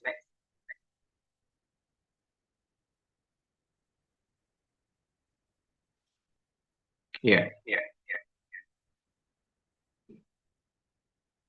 Besides talking about the human index, we also talk about the length of education in various countries. If we compare with other countries, Indonesia is better rather than Myanmar, but lower than Thailand, Philippines, and many other countries, as well as if we compare with the United States, there is a long distance between Indonesia and United States. Of course, this because of education. Yeah, this length of education. In bahasa Indonesia we call it berapa lama pendidikan mereka di sekolah. Indonesia masih mempunyai atau level di Indonesia masih rendah dibandingkan United States and many other countries. Next. On the other hand, there are so many jobs which need education, and in Golden Indonesia, for the next year, we will see that there are so many jobs will displaced by robots. For example, construction worker, stock worker, accountant, tailor, restaurant, and many others. For the next, please next. But we're still lucky, but because manager, teacher, our jobs which is not displaced by robots. So we still lucky. We study a lot about educational administration, but there are manager to be manager. So we are still lucky. Our job will not be displaced by robots. Next.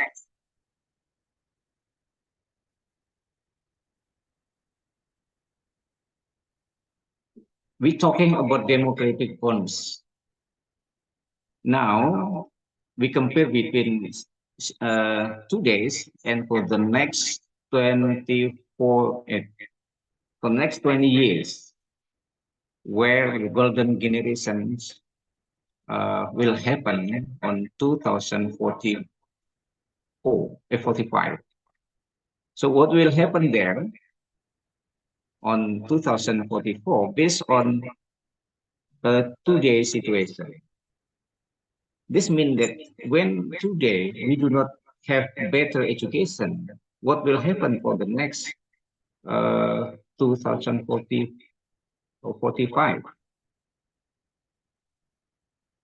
It's talking about demographic bonds. That's why nowadays we still have good or better opportunity to make better education for ones who do not go to school nowadays. Next.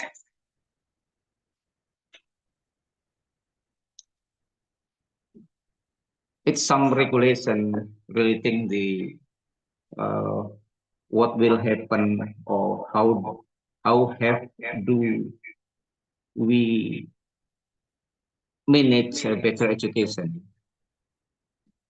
It is based on some regulation from Indonesian government. Next.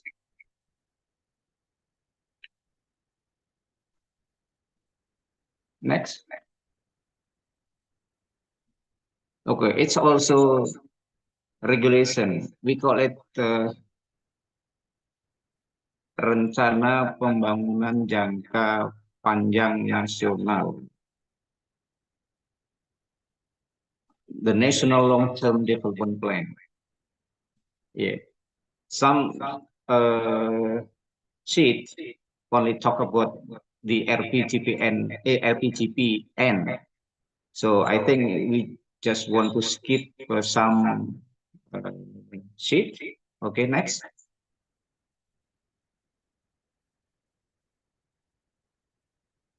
Framework of the National LPGP.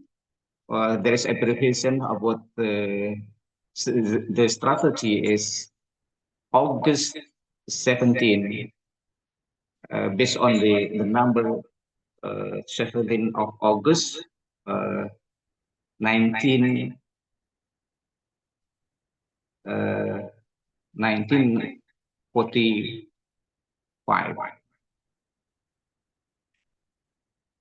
Okay, next. Sorry, next. Okay. On the number 17, there is 17 directions or goal of development. One of them is pendidikan berkualitas yang memadai. That's the better education. We still talk about better education because we know that I have already mentioned before, there are so many children, there are so many teenagers who do not go to school. Next. Here you are. There are 20 super priority transformative efforts from Indonesian government. In that, one of the super priority is transformasi sosial or social transformation. And in this case, it's mentions about the acceleration of the 13 years compulsory education. Jadi, I'm sorry, I want to clarify in bahasa Indonesia. Jadi pada bagian ini, memang wajib belajar 13 tahun itu kemudian ditekankan. Jadi meskipun ini merupakan rencana dari RPJP yang baru saja terbit tahun 2024, ya, ini harus menjadi concern, it's become our concern, especially we are in education sector. Next. It's the detail about education, yeah, in social transformation. Okay, next. We don't want to talk about this regulation in detail because it will become our program for next year.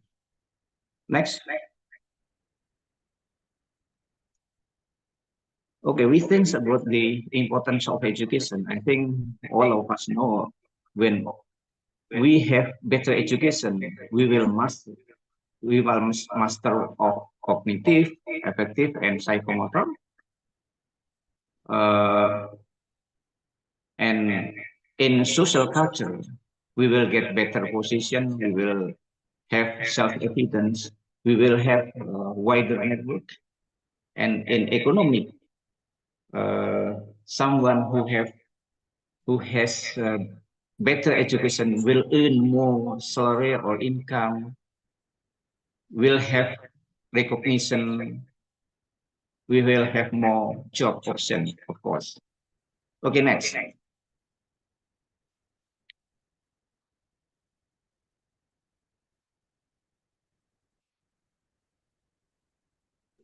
Okay,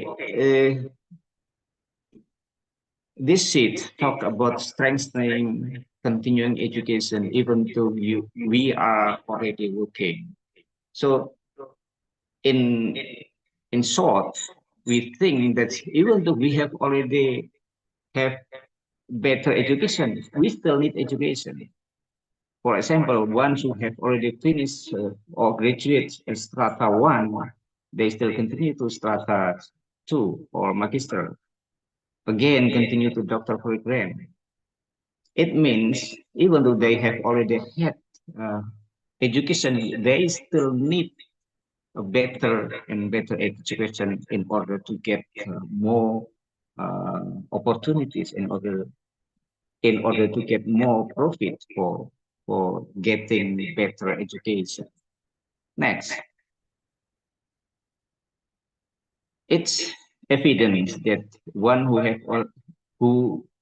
had better education will earn more money, will earn more salary, or many others. Okay, next.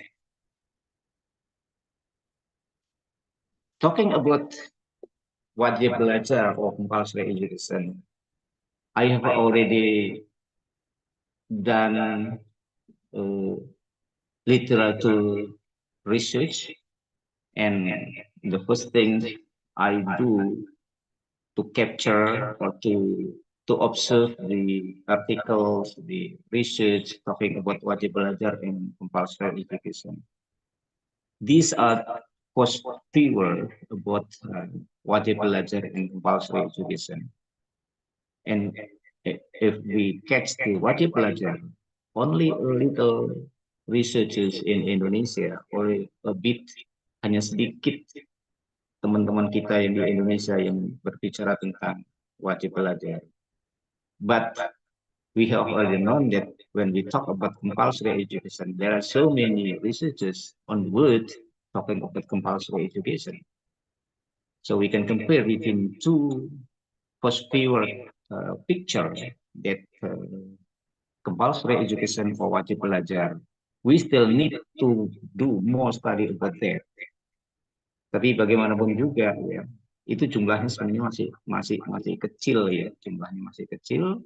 Penelitian tentang wajib belajar tentang dan juga compulsory education. Meskipun sebenarnya kita masih punya problem terkait dengan wajib belajar dan compulsory education. Next.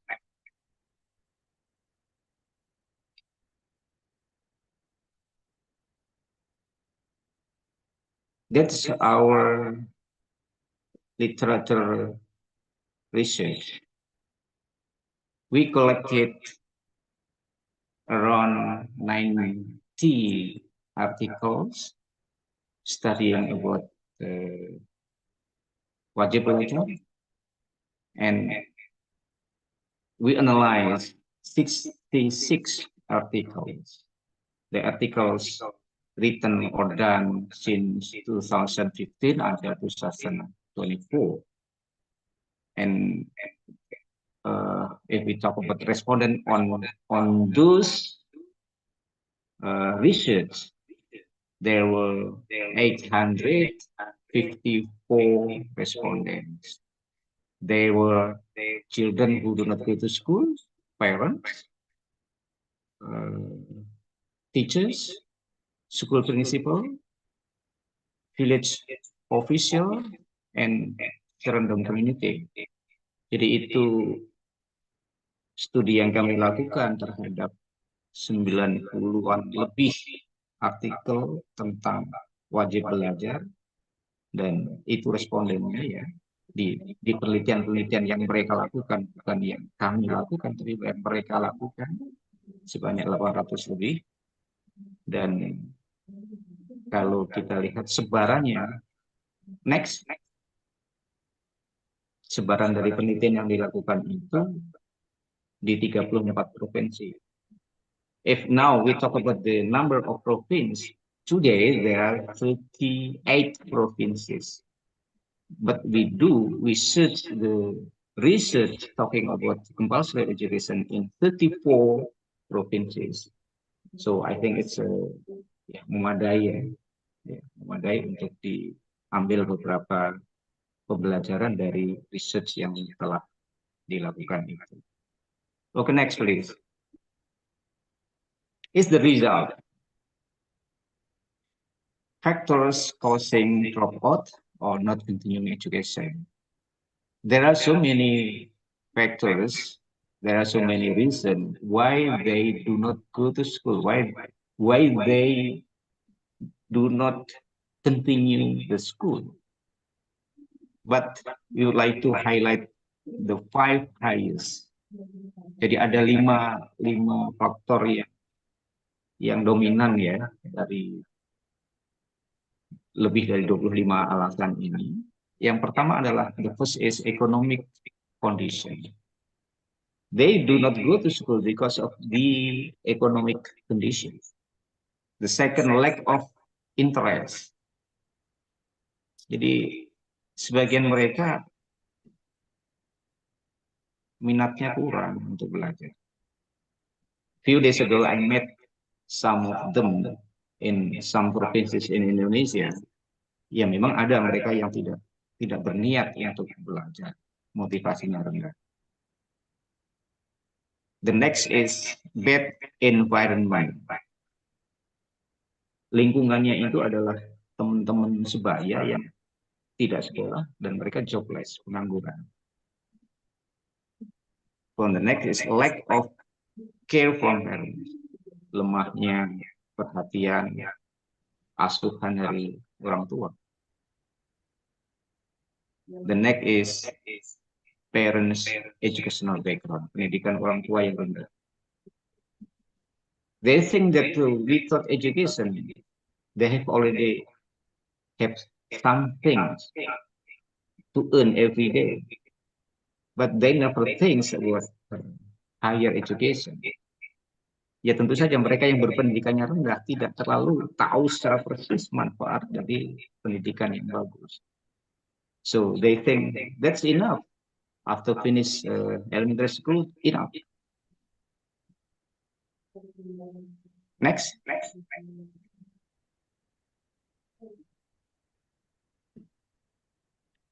Oh, sorry. Before that. Factor causing. Okay. Up ke atas lagi, sorry.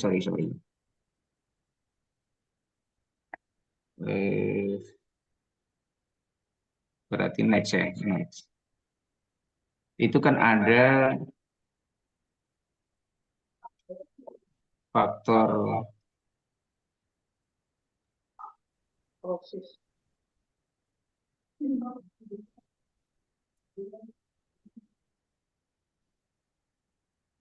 coba yang meta analysis result from 66 studies in Indonesia. Ke atas lagi. Before.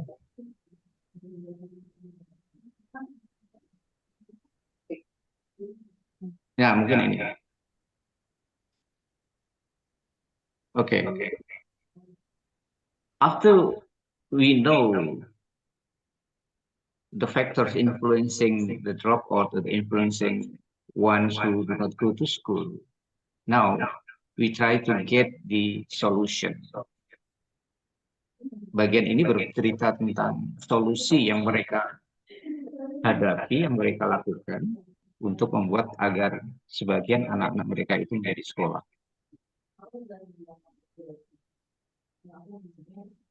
The solutions are collaboration among agents. Kolaborasi antara satu pihak dengan pihak lain itu merupakan highest solution on these studies. Ini namanya memang putus sekolah itu tidak bisa dikatakan sendiri. Makanya di sana collaboration among agent, maybe among agent from the central government, provincial government, district, sub-district, and village official or village government. The next is parental effort. Jadi usaha dari orang tua itu solusi yang kedua tertinggi ya. Yang ketiga adalah socialization of education important. Jadi sosialisasi tentang pentingnya pendidikan itu dari studi-studi itu kita dapatkan seperti itu. I think it's reasonable because some parents do not know about the importance of education. They still need socialization about the importance of education. Next is anti-DO ya, anti-DO. Gerakan anti-DO. Mungkin ini belum kita dengar, tapi dari hasil studi menemukan bahwa ya ketidaksetujuan terhadap DO. The last from the 5 highest is advice and motivation to children. We need to give motivation. We need to motivate children to go to school, not only from the parents, from teachers, but community needs motivate children to go to school. These are 5 highest among more than 25 result of 25 solution. We still have, but we don't want to talk in detail about them. Okay, next.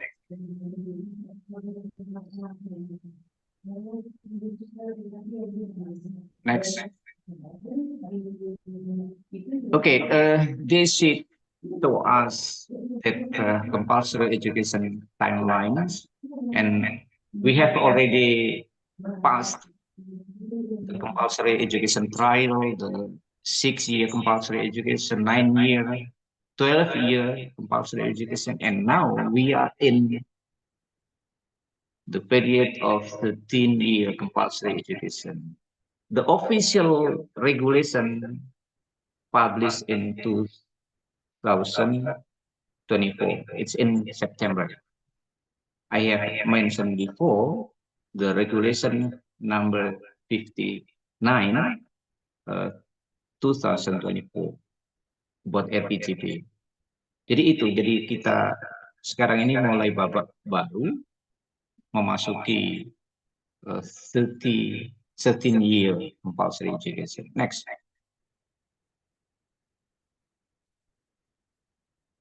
These are different skills different goals and strategies among compulsory education. In compulsory education for 13 years, we talk about achievement of early childhood program and 12-year compulsory education. Jadi di situ dibedakan yang 1 tahun untuk before elementary school, these are in PAUD and 3rd-year compulsory education. Jadi yang 1 tahun di PAUD itu ternyata kemudian menjadi basic untuk masuk ke sekolah dasar. Now we have new terminology, AKS, AKS. Kita mempunyai terminologi baru kaitannya dengan perencanaan pendidikan ini. Kan kalau dulu kita we have the terminology like gross enrollment rate atau angka partisipasi kasar, net enrollment rate atau angka partisipasi murni.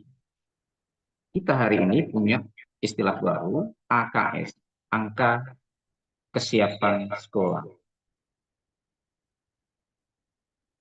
Readiness going to school rate, mungkin begitu ya bahasa Inggrisnya. Jadi rate yang mengukur the readiness to go to school. Itu diambil dari anak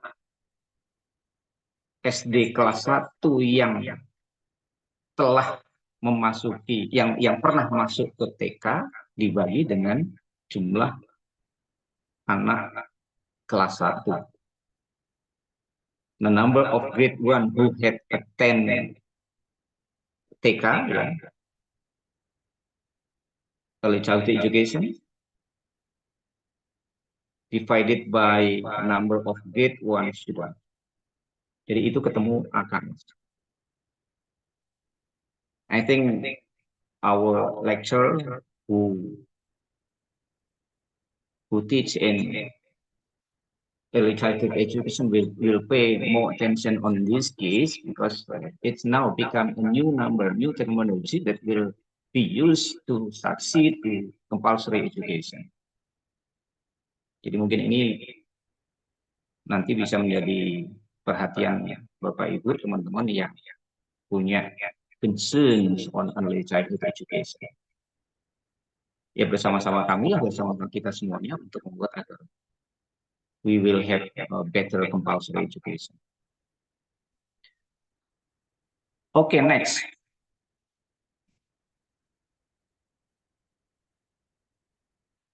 These are some factors influencing ones who do not continue go to school or stop going to school or do not continue to the next level. Jadi itu beberapa penyebab anak tidak sekolah gitu. I don't want to talk in detail because I think some of us is already known about it. Some of them are in our milieu, ya. Alasan-alasan itu mungkin sebagiannya ada di lingkungan kita. Okay, next please.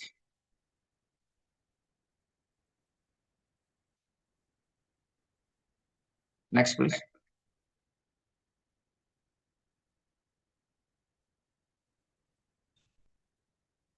It's talking about a solution. If we want to make a solution, there is no way except we have to consider the problems or the root of the problems. When we talk about the difficulty of access to schools, kalau kita berbicara tentang kesulitan akses untuk masuk ke sekolah, itu alternatifnya ya menyediakan sekolah baru, menyediakan tempat untuk sekolah. sorry, not only sekolah, not only school, but learn. Because beside education, we know learn. Jadi di samping sekolah itu ada belajar. Kalau sekolah mungkin itu kita bicara informal situation, but if we talk about the learning, there is non-formal situation or non-formal condition.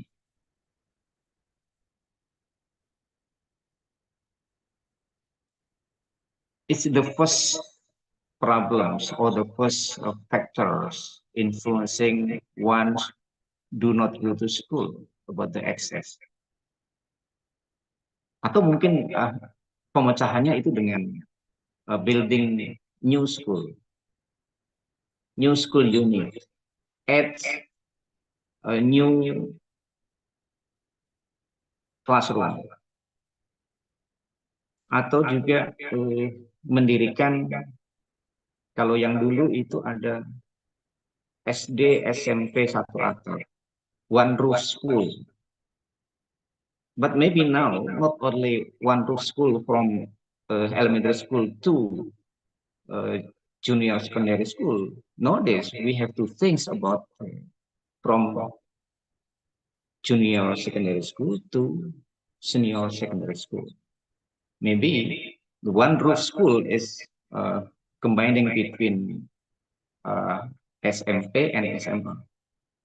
Jadi kalau kita sekarang mungkin berbicaranya tidak hanya dari SD ke SMP, kan ada SMP satu atap yang kemarin. Tapi kita bicara tentang mulai dari SMP ke SMA.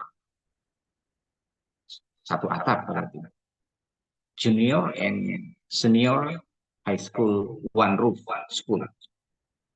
Atau dari TK ke SD. Kan sekarang ada program dari pemerintah satu PAUD, satu desa. Nah, kadang setelah satu PAUD, satu desa itu terpenuhi saat mau melanjutkan ke SD, tempatnya jauh. It's the new problem. So maybe we combine between early childhood and primary school. Jadi ada kemungkinan nanti dipikirkan adalah antara TK dan SD satu atap. Karena yang menjadi masalah kita ini adalah mulai dari TK sampai usia 18 tahun. Example of strategies, I think is the same. Dan ini we talk about how to solve the problems in detail for some seats until the end of the sheet. Lanjut lagi. Next.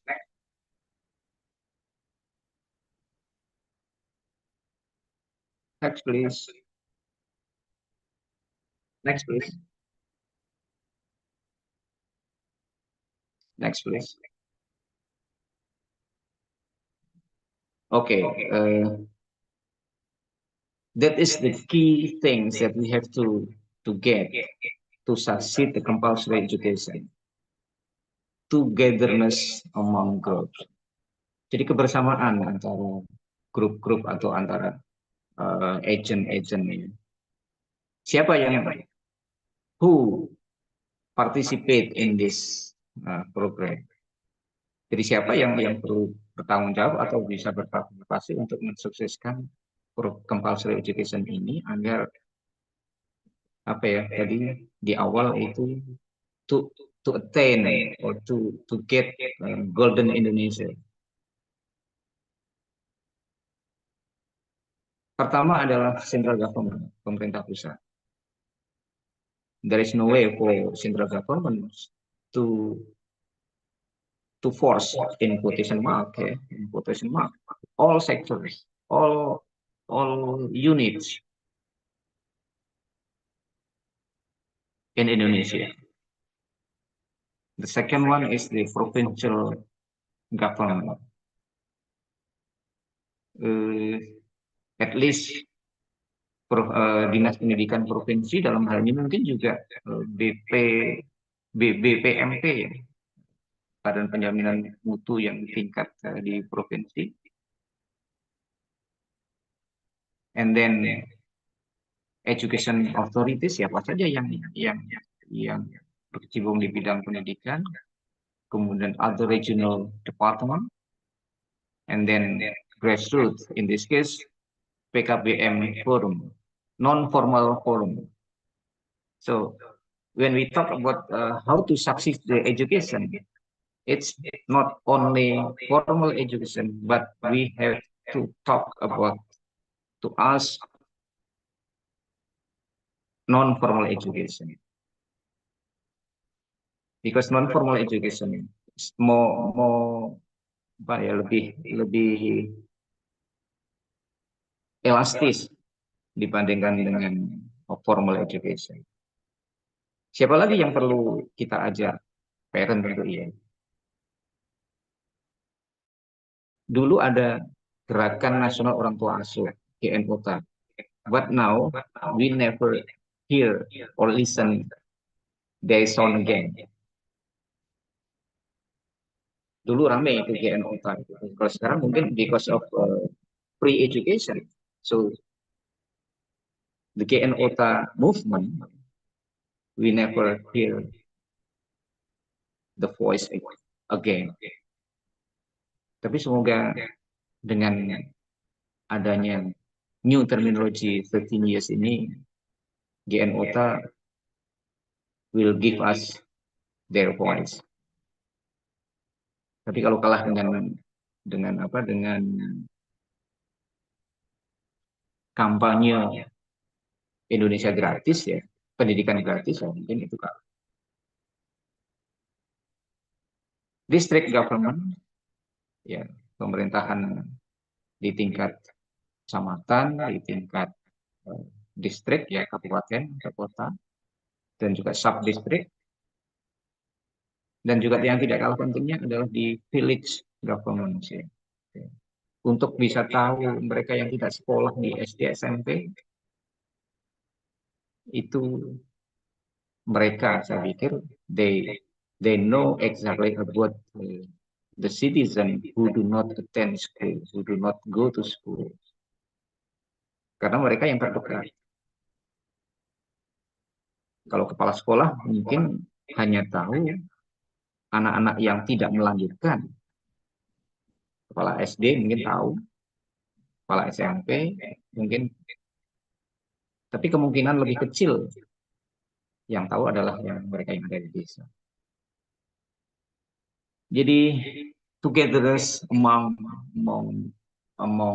groups ya, kebersamaan di antara mereka. Jadi nggak bisa kita serahkan aja ke pemerintah pusat, apalagi kalau pemerintah desa saja mungkin susah karena maybe in one village it needs a new school.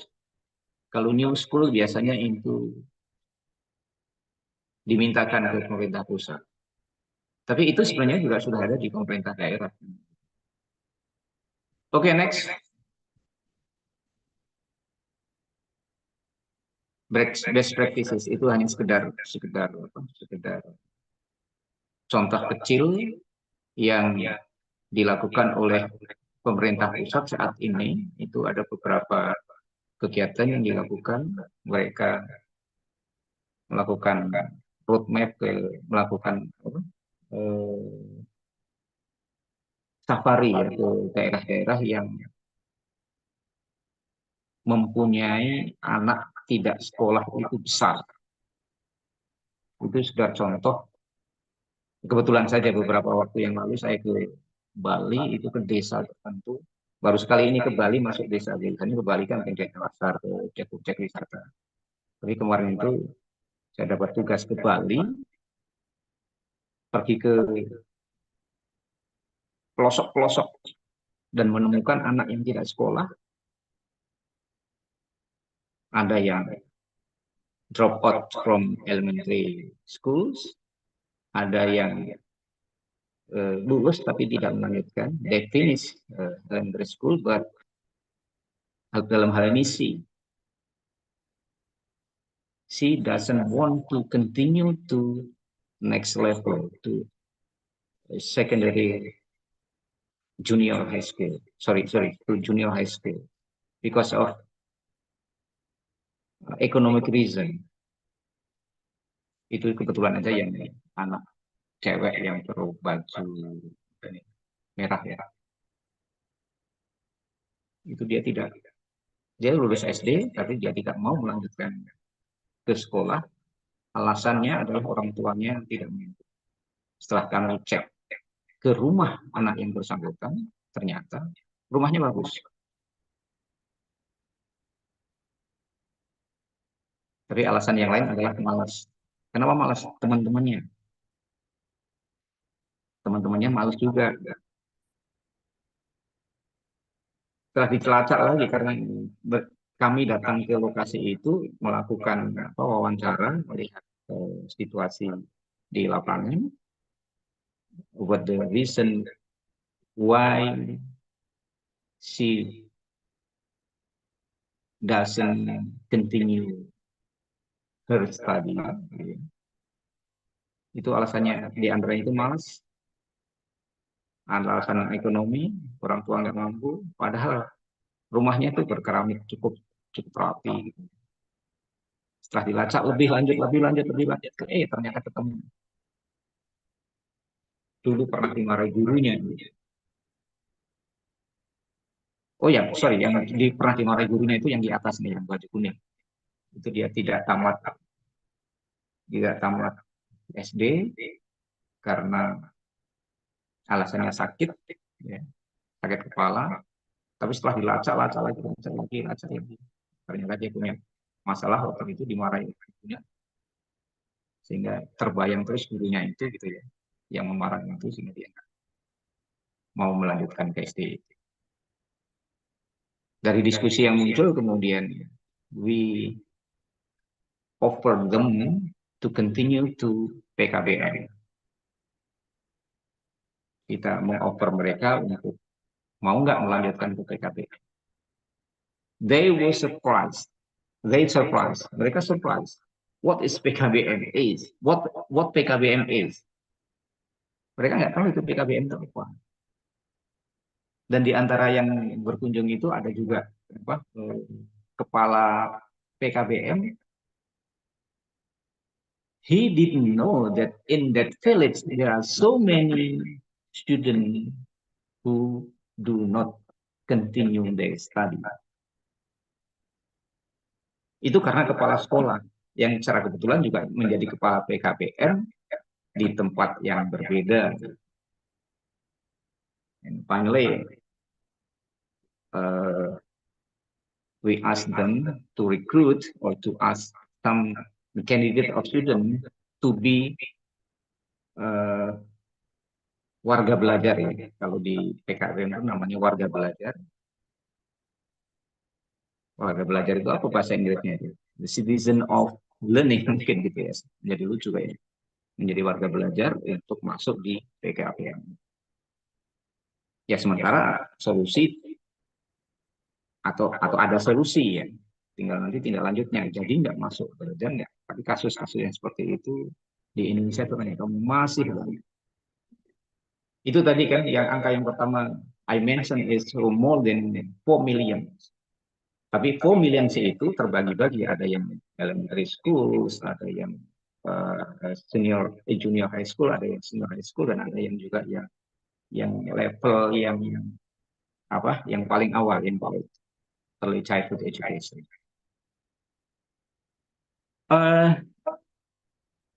Conclusion. Next.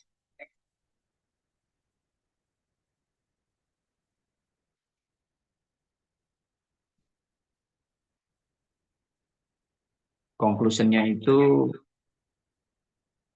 ya sebenarnya ini mengulang that we have already discussed before. Indonesia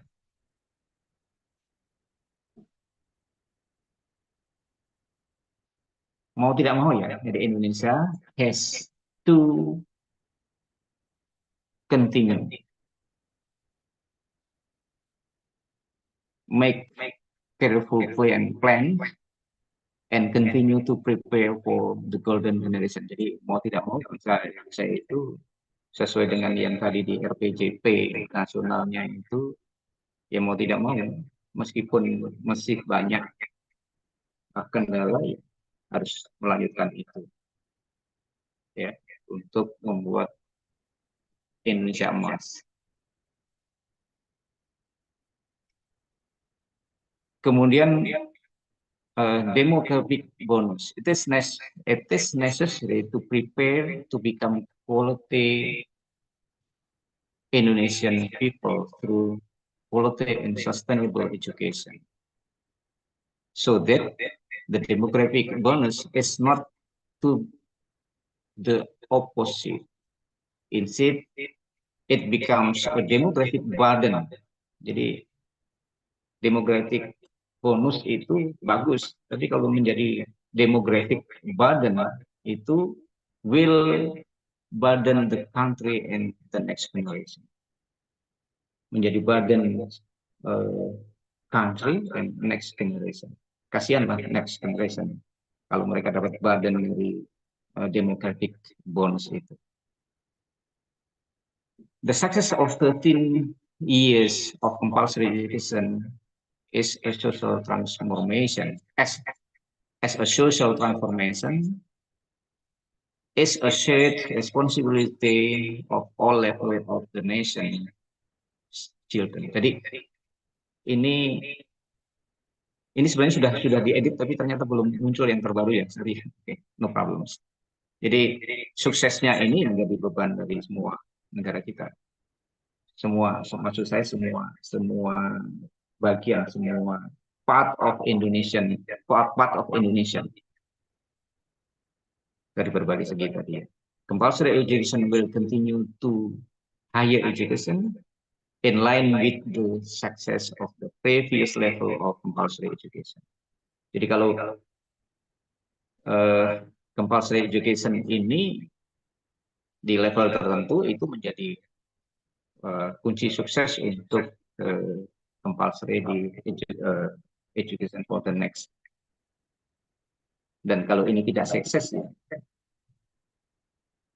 kasihan nanti yang Indonesia emas yang 2045. But all of us will have a better hope that we will succeed 2045 about the Golden Indonesia. Bu Ence, I think that's all for my presentation, and thank you very much. Okay, thanks so much to Professor Dr. Hadianto, Master of Education. That all the presentation is very insightful regarding to 13-year compulsory education, and also he related to Golden Indonesia 2045. And I'm so happy to hear his last statement saying that 13-year is a shared responsibility for all parties in the nation, include us, yeah. Okay, ladies, all the audience, ladies and gentlemen, this is now the time for question and answer session. Please use the chat feature to submit your question, or directly raise your hand if you want to ask a question. We will do our best to address as many as possible questions from all of us. Yes, please. Okay, there are 2 questions already in the feature room. Let me read for us. The first one is from Merika. Oh, Miss Merika. She asked, what is our role as lecturer to reduce the number of ATS, anak tidak sekolah, and what can we do? And the second question is from Erlina.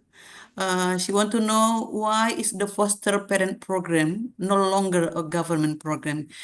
Is it because the president changed again? Why not just continue with the good ones and formalitas school just to rich people? Okay, that's interesting question. There are 2 questions now still, and I think it's the time for Mr.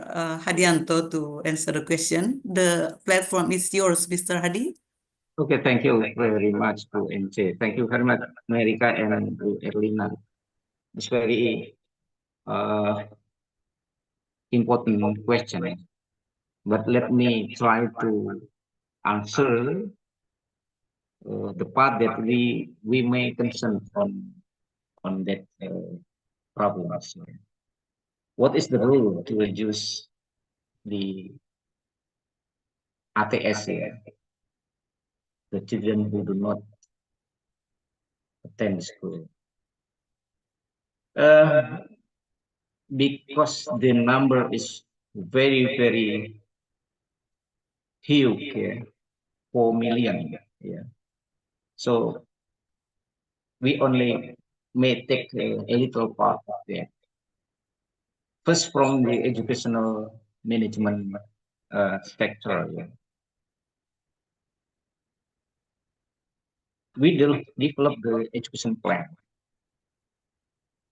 When we talk about educational planning, we have to talk about what is the object that we have to plan. Yang kita plankan itu adalah, diantaranya itu adalah studentnya. Nah, sekarang studentnya itu sudah ada, tapi mungkin ya, ada, tapi mungkin belum tentu ketahuan ada di mana. The dashboard of ATS. Nyebut ATS itu kalau dalam bahasa Inggrisnya, karena Bu Ence bisa help me to say what ATS in bahasa Inggris. Because we have terminology in bahasa Indonesia ATS. Let me mention as ATS ya. Sorry, I also can't find because what I know in OECD country, they have no student that drop school. Otherwise, they already make like punishment to the environment and parents. But is it drop? Maybe I don't know, drop school or whatever.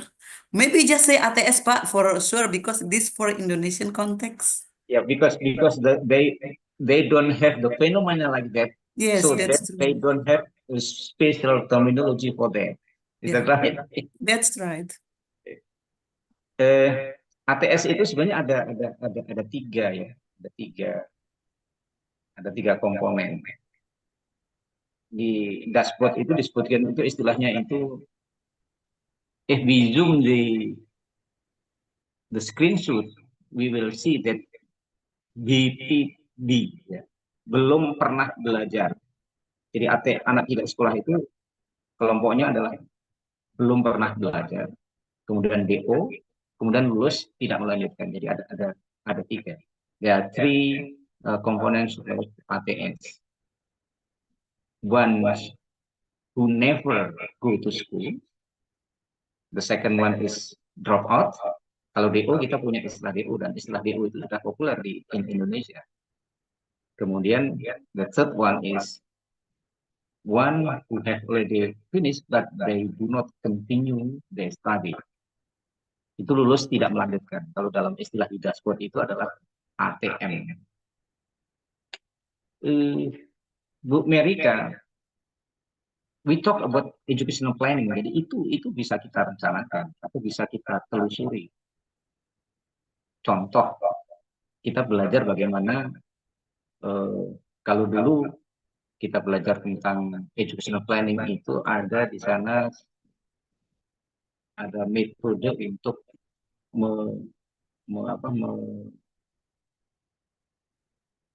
memprediksi anak-anak kelas 1 itu nanti berapa, kelas 2 itu berapa, kelas 3 itu berapa. Dan yang untuk SMP juga begitu. Tapi ini adalah kita tahu dari dashboard itu ada anak tidak sekolah. Nah, dashboard itu diciptakan oleh Kemdikbud itu based on data from Dukcapil. How do you say Dukcapil in bahasa in English? Let me just use Dukcapil. Dinas Pendudukan dan Catatan Sipil. Jadi itu datanya, I think it's valid. because based on our ID, based on our family card. Jadi data yang di Dukcapil itu berdasarkan pada NIK kita dan juga berdasarkan pada kartu keluarga.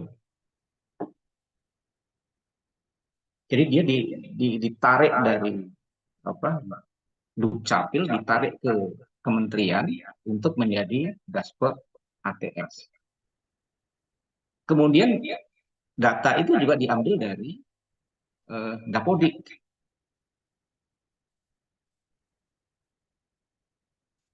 Jadi merangkum ya, jadi merangkum data dari Dinas Kependudukan, dari Dapodik, dan juga sistem information from the Ministry of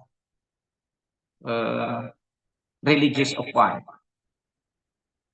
Jadi ada di Ministry of Kemenak itu dari Kementerian Agama itu ada data namanya data emis. Itu diambil di situ. Diambil, ditarik ke Pusdatin, namanya yang dashboard ATS itu di Pusdatin.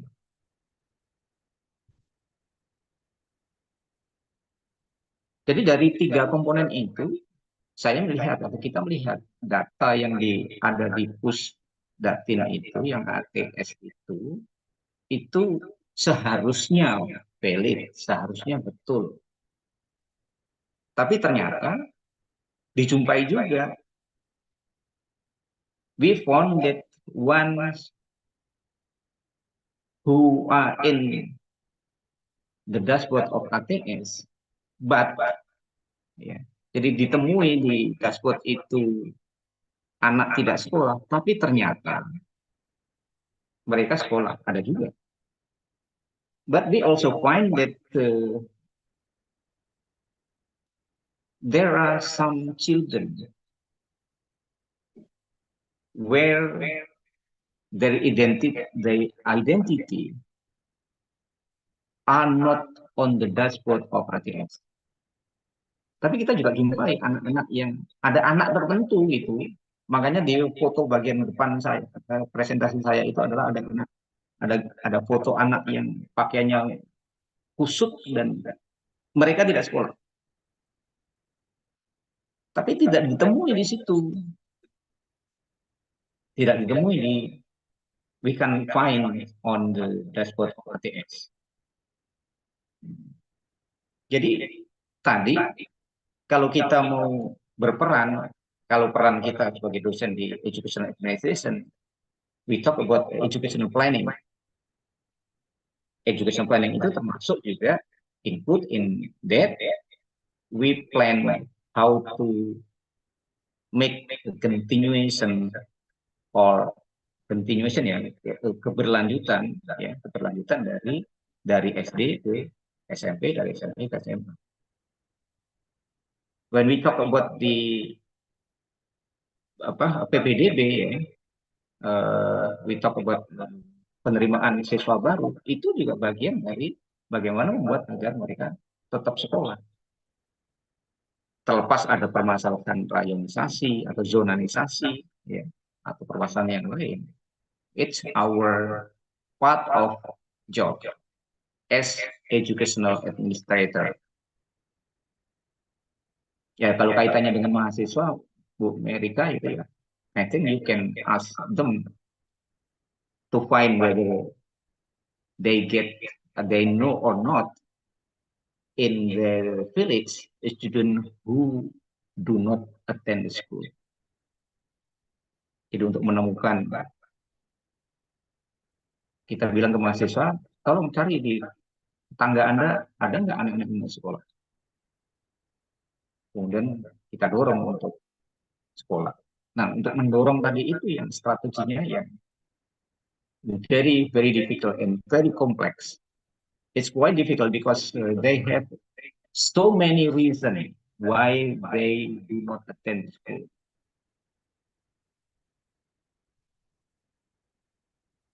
Mungkin bilangnya alasannya ekonomi, tapi pada prakteknya ya tadi yang saya ceritakan kan, dari sisi ekonomi sebenarnya enggak. di balik ekonomi itu ada masalah. There is still other reason why they do not ask their children go to school. Jadi kalau dari sisi manajemen juga misalnya tadi kan, for example, if Bu America still remember what was doing by Tia Ayung Renrom talking about educational planning for access. Even though she just talk about the ruang kelas baru, new classroom. It's our part of it's part of our job. Tapi kalau kita bicara juga tentang membangun kelas baru, apakah membangun kelas baru itu, membangun new school itu secara map-nya betul atau enggak, itu tentang school mapping, itu our job. Kan banyak sekarang, bukan sekarang ya, kemarin-kemarin itu teman-teman di daerah mendirikan SD SMP 1 atap. But after 4 year operation, the school doesn't have student anymore. Karena apa? School mappingnya nggak pas. Kalau dulu zamannya Pak Soeharto ya, mungkin di Amerika juga belum lahir, saya juga ingat dikit-dikit gitu. Kan banyak sekolah-sekolah yang SD Impres ya. SD Impres itu karena juga untuk compulsory education at the time. And now, because there are not so many, but some elementary school located in very close place.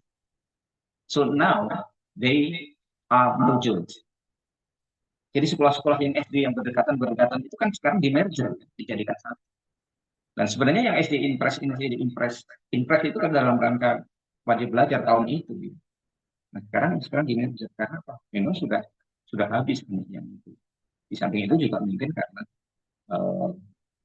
the success of family planning, kesuksesan KB ya, kesuksesan KB sehingga membuat sekolah-sekolah tadi di merger aja.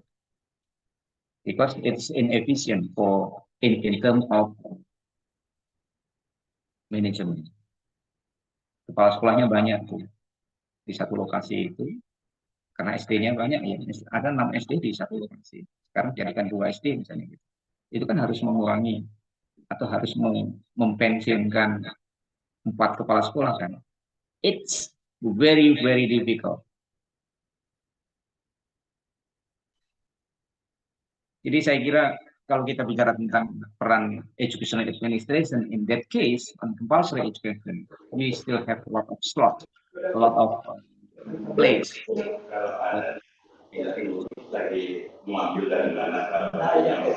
Okay, itu question from Ibu Amerika. For the second, it's about Ibu Erlina. Talking about the parent ya, dalam beberapa hari ini Bu Elina, I talk about it. I talk deeply about it. We have the same questions. Why GNO tadi disappear? Tadi sempat sedikit saya singgung. Kemungkinan karena kalah bersaing dengan banyak pendidikan gratis. So they think that education is totally free from parent, but it's actually not. Okay, free. If we talk about the budget of education, not only SPP, but we still talk about many things, about transportation, about lunch, about makan siang. Tapi tentang makan siang kan sebentar lagi, insya Allah ya, anak-anak akan kebagian itu. Mungkin ya. Tapi semoga itu akan terlaksana dengan optimal. Dan belakangan ini kan sebagian teman-teman dari kementerian itu membantu waktu itu masih proyeknya Pak Prabowo di daerah Sukabumi itu sudah dilakukan di beberapa kecamatan tentang makan siang. Sudah itu pakai menurut informasi ya. Tapi mohon maaf kalau salah. Itu masih private budget. Masih private budget yang diuji cobakan di daerah Sukabumi. Mungkin itu nanti akan we will have a lot of opportunity to take part on the succeed of compulsory education.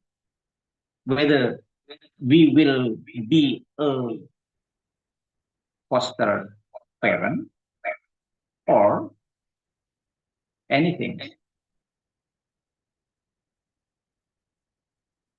Jadi kalau sementara orang kemudian mengatakan bahwa pendidikan itu gratis, kemudian hanya bukan ditarik ya, diminta untuk sumbangan bukan pungutan, itu juga mereka sudah nowadays they prefer don't care rather than give more attention on that donation. Padahal donation itu, kalau donation kan lillahi ta'ala. Kalau kita, and if we talk about lillahi ta'ala, it's free, no burden. If we give the money, just give. Never think about balasannya. Tapi kadang kan kita tidak. We give the money, we donate the money, but we ask about something that happen. Ya kalau bicara itu dikaitkan dengan agama, ya mungkin itu enggak lillahi ta'ala. Kalau GNOTA itu nanti, foster parent ini nanti betul-betul landasannya itu dari lillahi ta'ala, I think it will be better rather than once do because of something.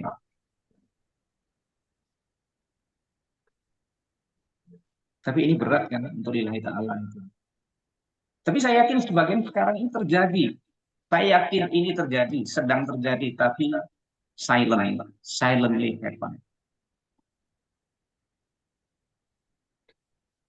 Ya kan kalau ini tidak terjadi kan banyak yang sekarang ini yang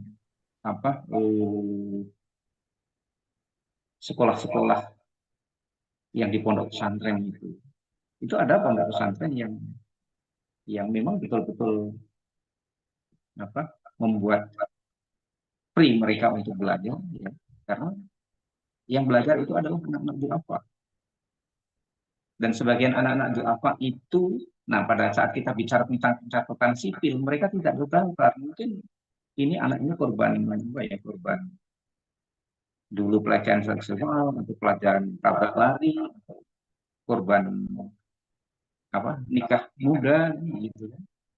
Sehingga orang tuanya pada lari, sehingga anak itu masuk ke panti asuhan.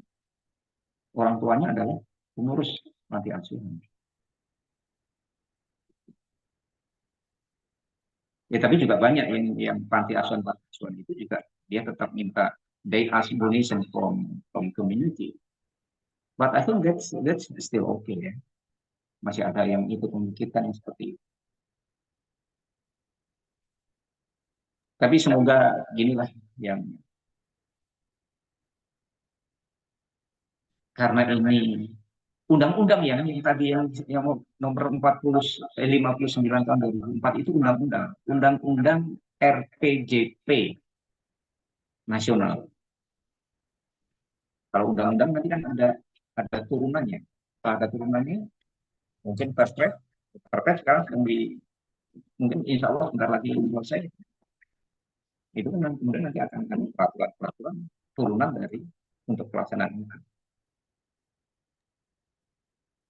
Ya paling tidak kalau RPJP ini, foster parent ini tidak muncul ya, menjadi silent movement aja lah gitu.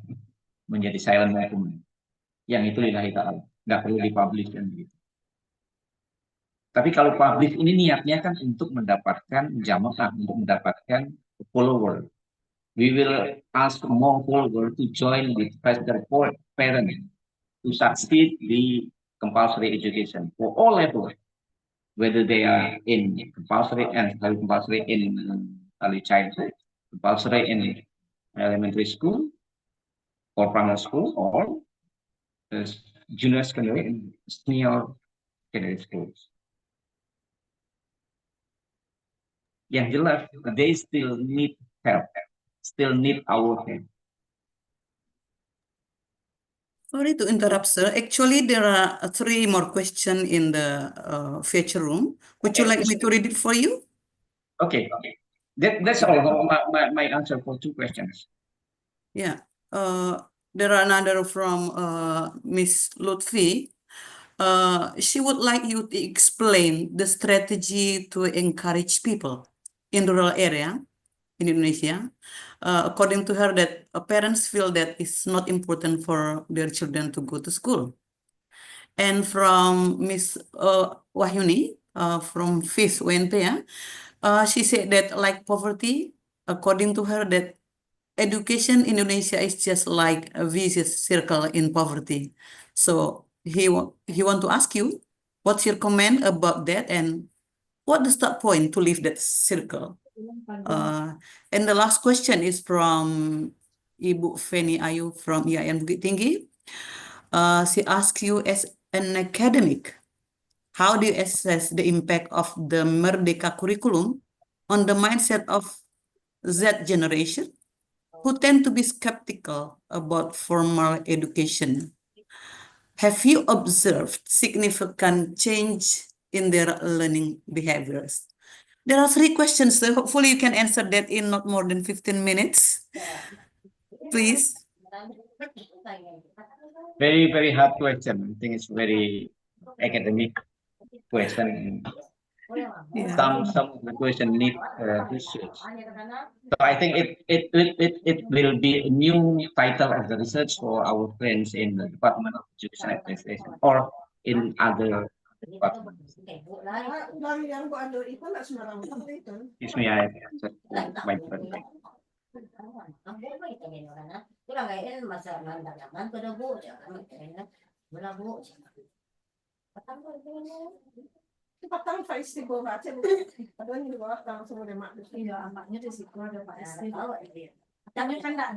first question is about how to encourage parents from poverty, and then Yes, that's right. and for second from whom? The second is from Ibu Ayuni. Okay, and the third from And the third is Feni. from Feni. IAIN, Ibu Feni. Yeah, that's right. Okay, how to encourage parents? I think all of us are parents, and all of us,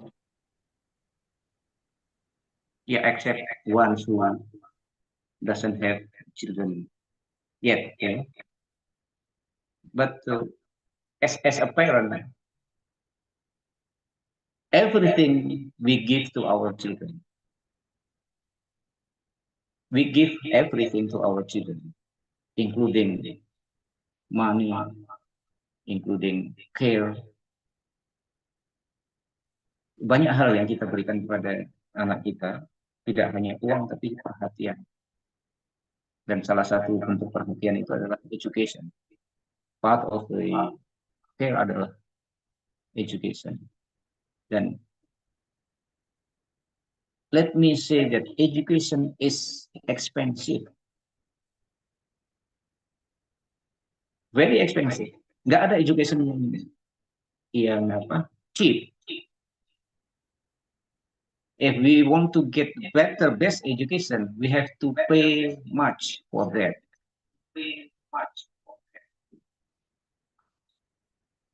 Kalau kita hanya nyediain uang sedikit untuk pendidikan, ya hasilnya ya sedikit.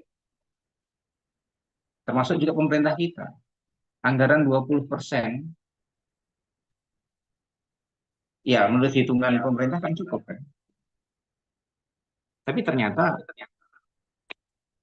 ya masih ada sebagian sekolah yang hidup tak hendak, mati pun tak mau. Nah, satu hal yang mesti harus kita perhatikan ini adalah community participation. Dalam hal ini, part of community is a parent.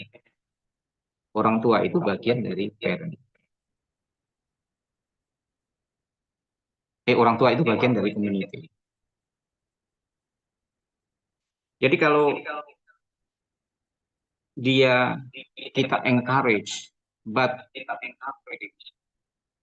economically they are unlucky.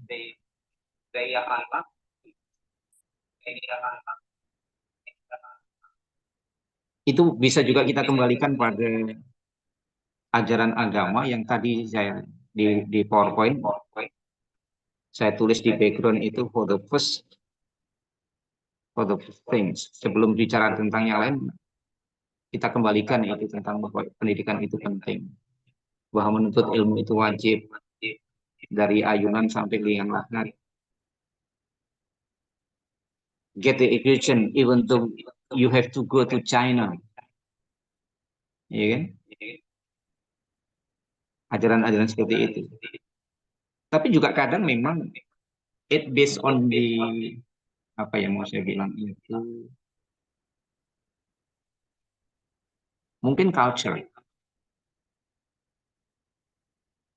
Karena but it's not fully culture. Value, we think value, I think. Individual parents. Some parents, everything is given to the children. But some parents, they still think about, aduh, kalau saya gini. Few days ago, I went to Bali and I met a parent. That I show you the picture of the daughter who doesn't go to school. The parents said that economically I am poor, but in fact his house is very beautiful and he has parabol antenna. Mungkin bagi kita ini sesuatu yang nggak pas gitu ya. Tapi dia mengatakan itu. Anaknya tinggal satu. Dia punya 7 anak. Kayaknya berderet-deret beberapa. Jadi saya ketemu dengan kakaknya. Kakaknya itu usianya 32 tahun. And I also asked him to continue the school, to continue learning in PKBM. Tapi udah terlanjur tua. Tapi kan nggak apa-apa, PKBM kan meskipun dia sudah 32 tahun kan masih boleh untuk belajar. Asal ngikuti level paketnya. Gitu. Jadi ini to encourage ini banyak Bu Lutfi. Jadi mungkin keterlibatan orang yang lebih tua lagi, keterlibatan tadi apa? Kiai, keterlibatan mungkin datuk atau yang dituakan kalau di Sumatera Barat gitu kan. Tapi pernah saya jumpai waktu itu saya ke Kalimantan Barat ya beberapa tahun yang lalu. Saya jumpai, sorry, I talk it in bahasa Indonesia in order to be fluent to talk. Yes, please. Jadi saya temui seorang keluarga gitu, satu keluarga, anaknya itu kelas 5 SD dan dia DO, tapi anaknya itu sudah kemarin pergi ke Malaysia untuk kerja. Nah kemudian orang tuanya bilang, Pak, alhamdulillah Pak, anak saya udah lebih bagus dari saya. Dia sekarang ada di Malaysia udah kerja. Oh iya. Setelah saya lacak-lacak ternyata dia bilang lebih bagus itu bahwa anaknya adalah DO kelas 5 SD. bapaknya itu DO kelas 2. Pantas dia mengatakan anak saya lebih bagus dari saya.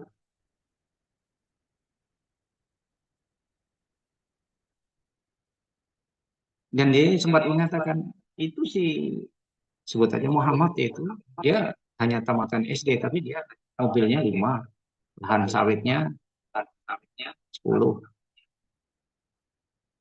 Itu kan hanya tamat SD, Pak.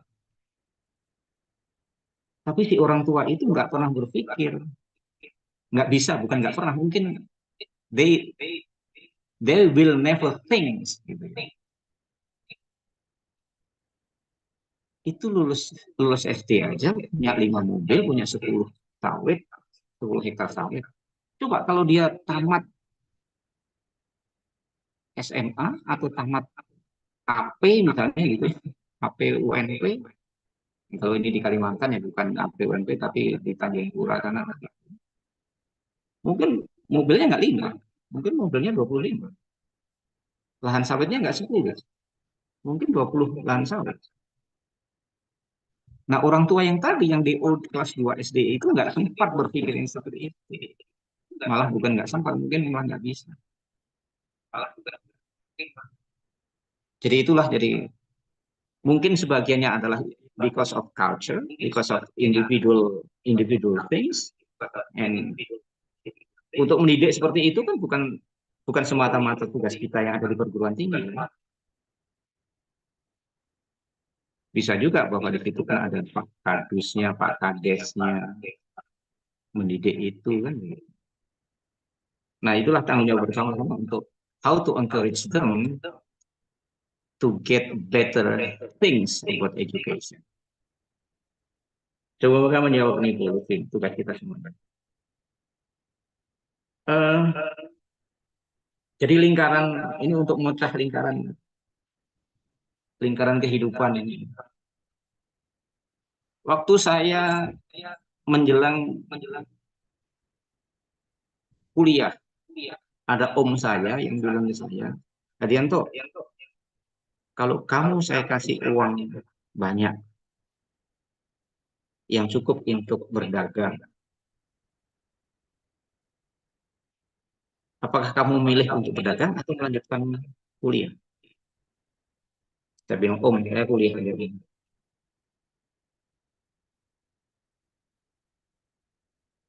Ini harus ada keberanian seperti itu. Kalau enggak, ya insya Allah saya dengan dana, ya alhamdulillah ya orang tua saya bisa menyekolahkan, tapi juga dengan bantuan beasiswa saat S1 saya dapat beasiswa, S2 dapat beasiswa, S3 juga dapat beasiswa. Kalau dari mengandalkan orang tua, ya, saya nggak mengatakan bahwa orang tua saya miskin karena juga PNS kan, gitu. Tapi it needs more help from other agent, not only the parent. Ya alhamdulillah saya nggak dapat orang tua asuh ya, tapi saya mendapat pemerintah asuh, pemerintah yang mengasihi ke saya benar. Dan juga pemerintahnya yang sebagian yang S2 itu pemerintah Australia. Dan itu hibah bukan hutang. Kan agak sedikit free kalau kita memperoleh bantuan itu dari hibah. Kalau dari hutang mungkin agak beda gitu.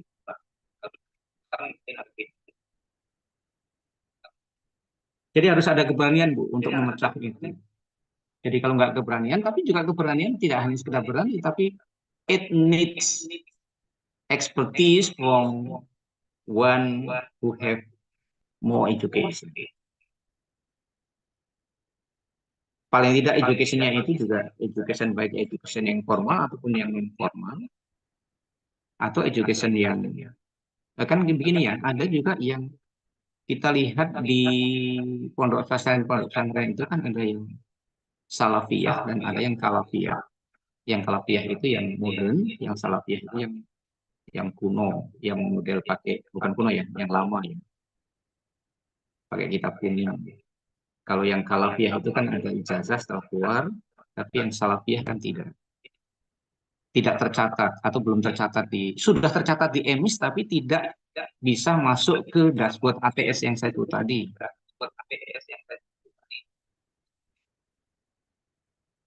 Jadi sebagian dari ATS itu adalah sebenarnya mereka yang ada di pondok pesantren ya, ini Bapak Ibu teman-teman.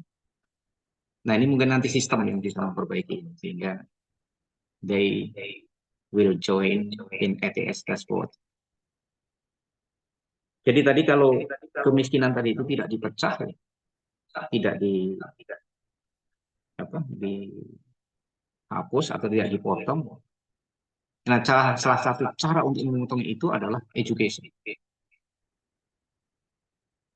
Kan juga kita saksikan banyak di antara, mungkin sebagian teman kita, itu betul-betul dari keluarga yang nggak mampu, tapi karena anak itu kekeh untuk to continue his or her study, and then now he becomes a lecturer, become a teacher, or become a school principal, or one of them becomes a rector. Kan juga tidak semua yang sekarang jadi orang-orang hebat itu dari keluarga hebat kan. Boleh Ibu membaca biografinya Pak Dahlan Iskan. Diulangi Pak, apa Pak? Ya, Dahlan Iskan. Yang luar biasa sehingga ya, dia menjadi menteri yang hebat pada zaman Pak SBY. I think we still have other example of extraordinary people who succeed their career, even though they are from the poor community. Kemudian yang terakhir pertanyaan dari Feni ya. Ibu Feni Ayu. Feni Ayu Muni. Oh ya. Ini karena saya nggak bisa melihat wajah masing-masing sehingga, tapi saya ingat Feni Ayu Muni. Ya. Harus ingat ya. Sorry Feni. Kalau bicara tentang merdeka belajar ini memang kaitannya juga dengan kurikulum ini sebenarnya sesuatu yang sangat menarik, tapi itu juga berat. Di antara merdeka itu adalah banyak kemerdekaan gitu. Tapi sebenarnya dengan merdeka yang banyak ini we have a lot of things that we can do freely in term of in certain corridor ya. Di koridor tertentu kita bebas melakukan. Tapi bebasnya bukan bebas yang terbatas. Jadi ini membuat kita have a lot of imagination, have a lot of things that we can do. Termasuk juga merdeka dalam tadi memilih pembelajaran, memilih kurikulum. Tapi kita nggak tahu nih beberapa hari lagi mungkin akan ditentukan apakah we will continue merdeka belajar or we will stop merdeka belajar here. Tapi apapun kelanjutannya, yang paling penting adalah our students still be able to study better. Yang penting sebenarnya mereka belajar lebih. Dan yang tadi anak-anak yang tidak sekolah tadi itu menjadi sekolah.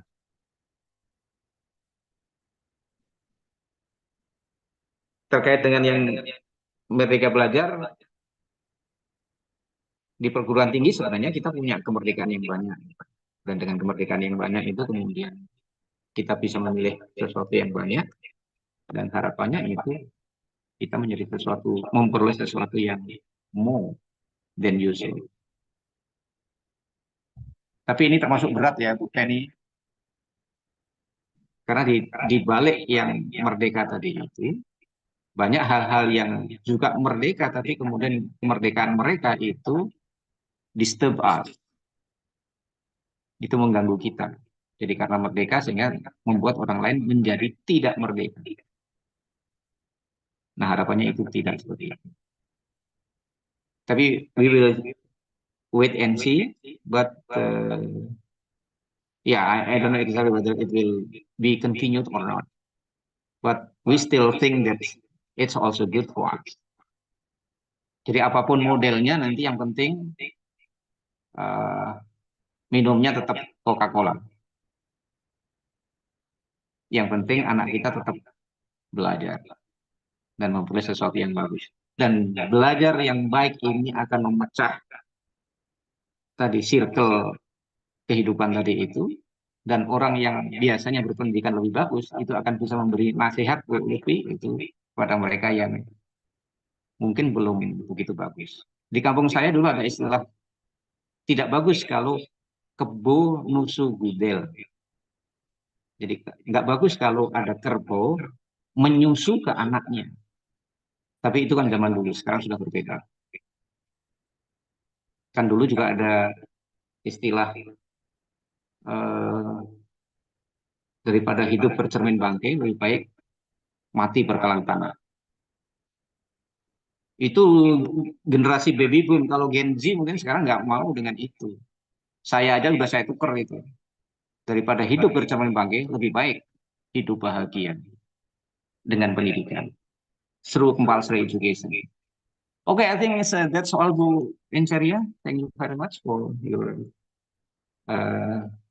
time, for your moderating everything.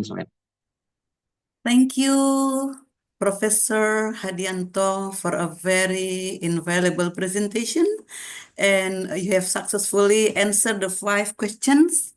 And audience, maybe we give applause for Mr. Hadianto. Thank you very much. Okay. To appreciate the speaker's contribution, the University Negeri Padang would like to present an award certificate to Professor Hadianto. Our operator will present the certificate through platform. Okay, here it is the certificate award for Professor Hadianto. Okay, thank you very much. Yeah. Okay, I think it's already time passing so quickly that we have to end this session. And I would like to thank you for all of us, all the speakers and audience. I would like to give to MC to handle what the next session is. More MC, the time is yours.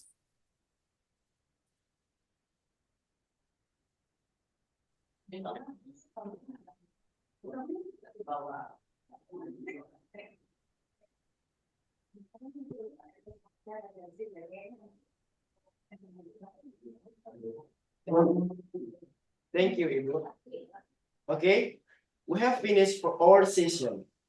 We will break for lunch and pray. And so, see you at 30 and 30. And good luck with the same link zone. Bye and thank you.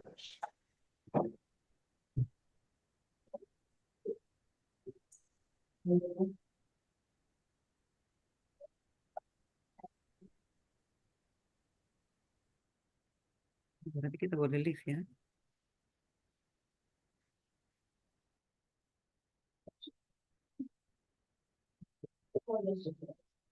Itu saya tidak akan pada yang saya sosialisasi saja asosiasi. Jadi masuk ke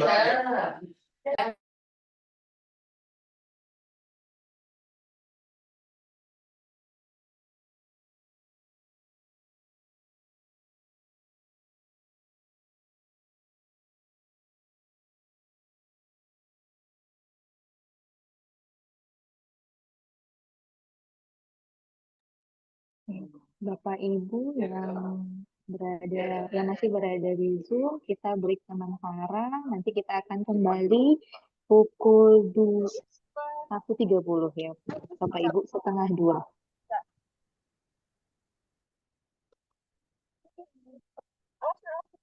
Ya.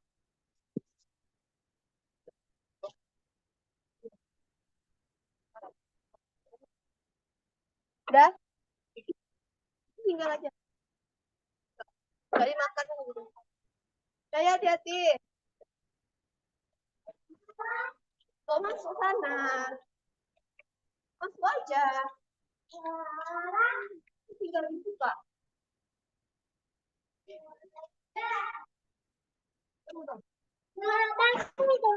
Cepat.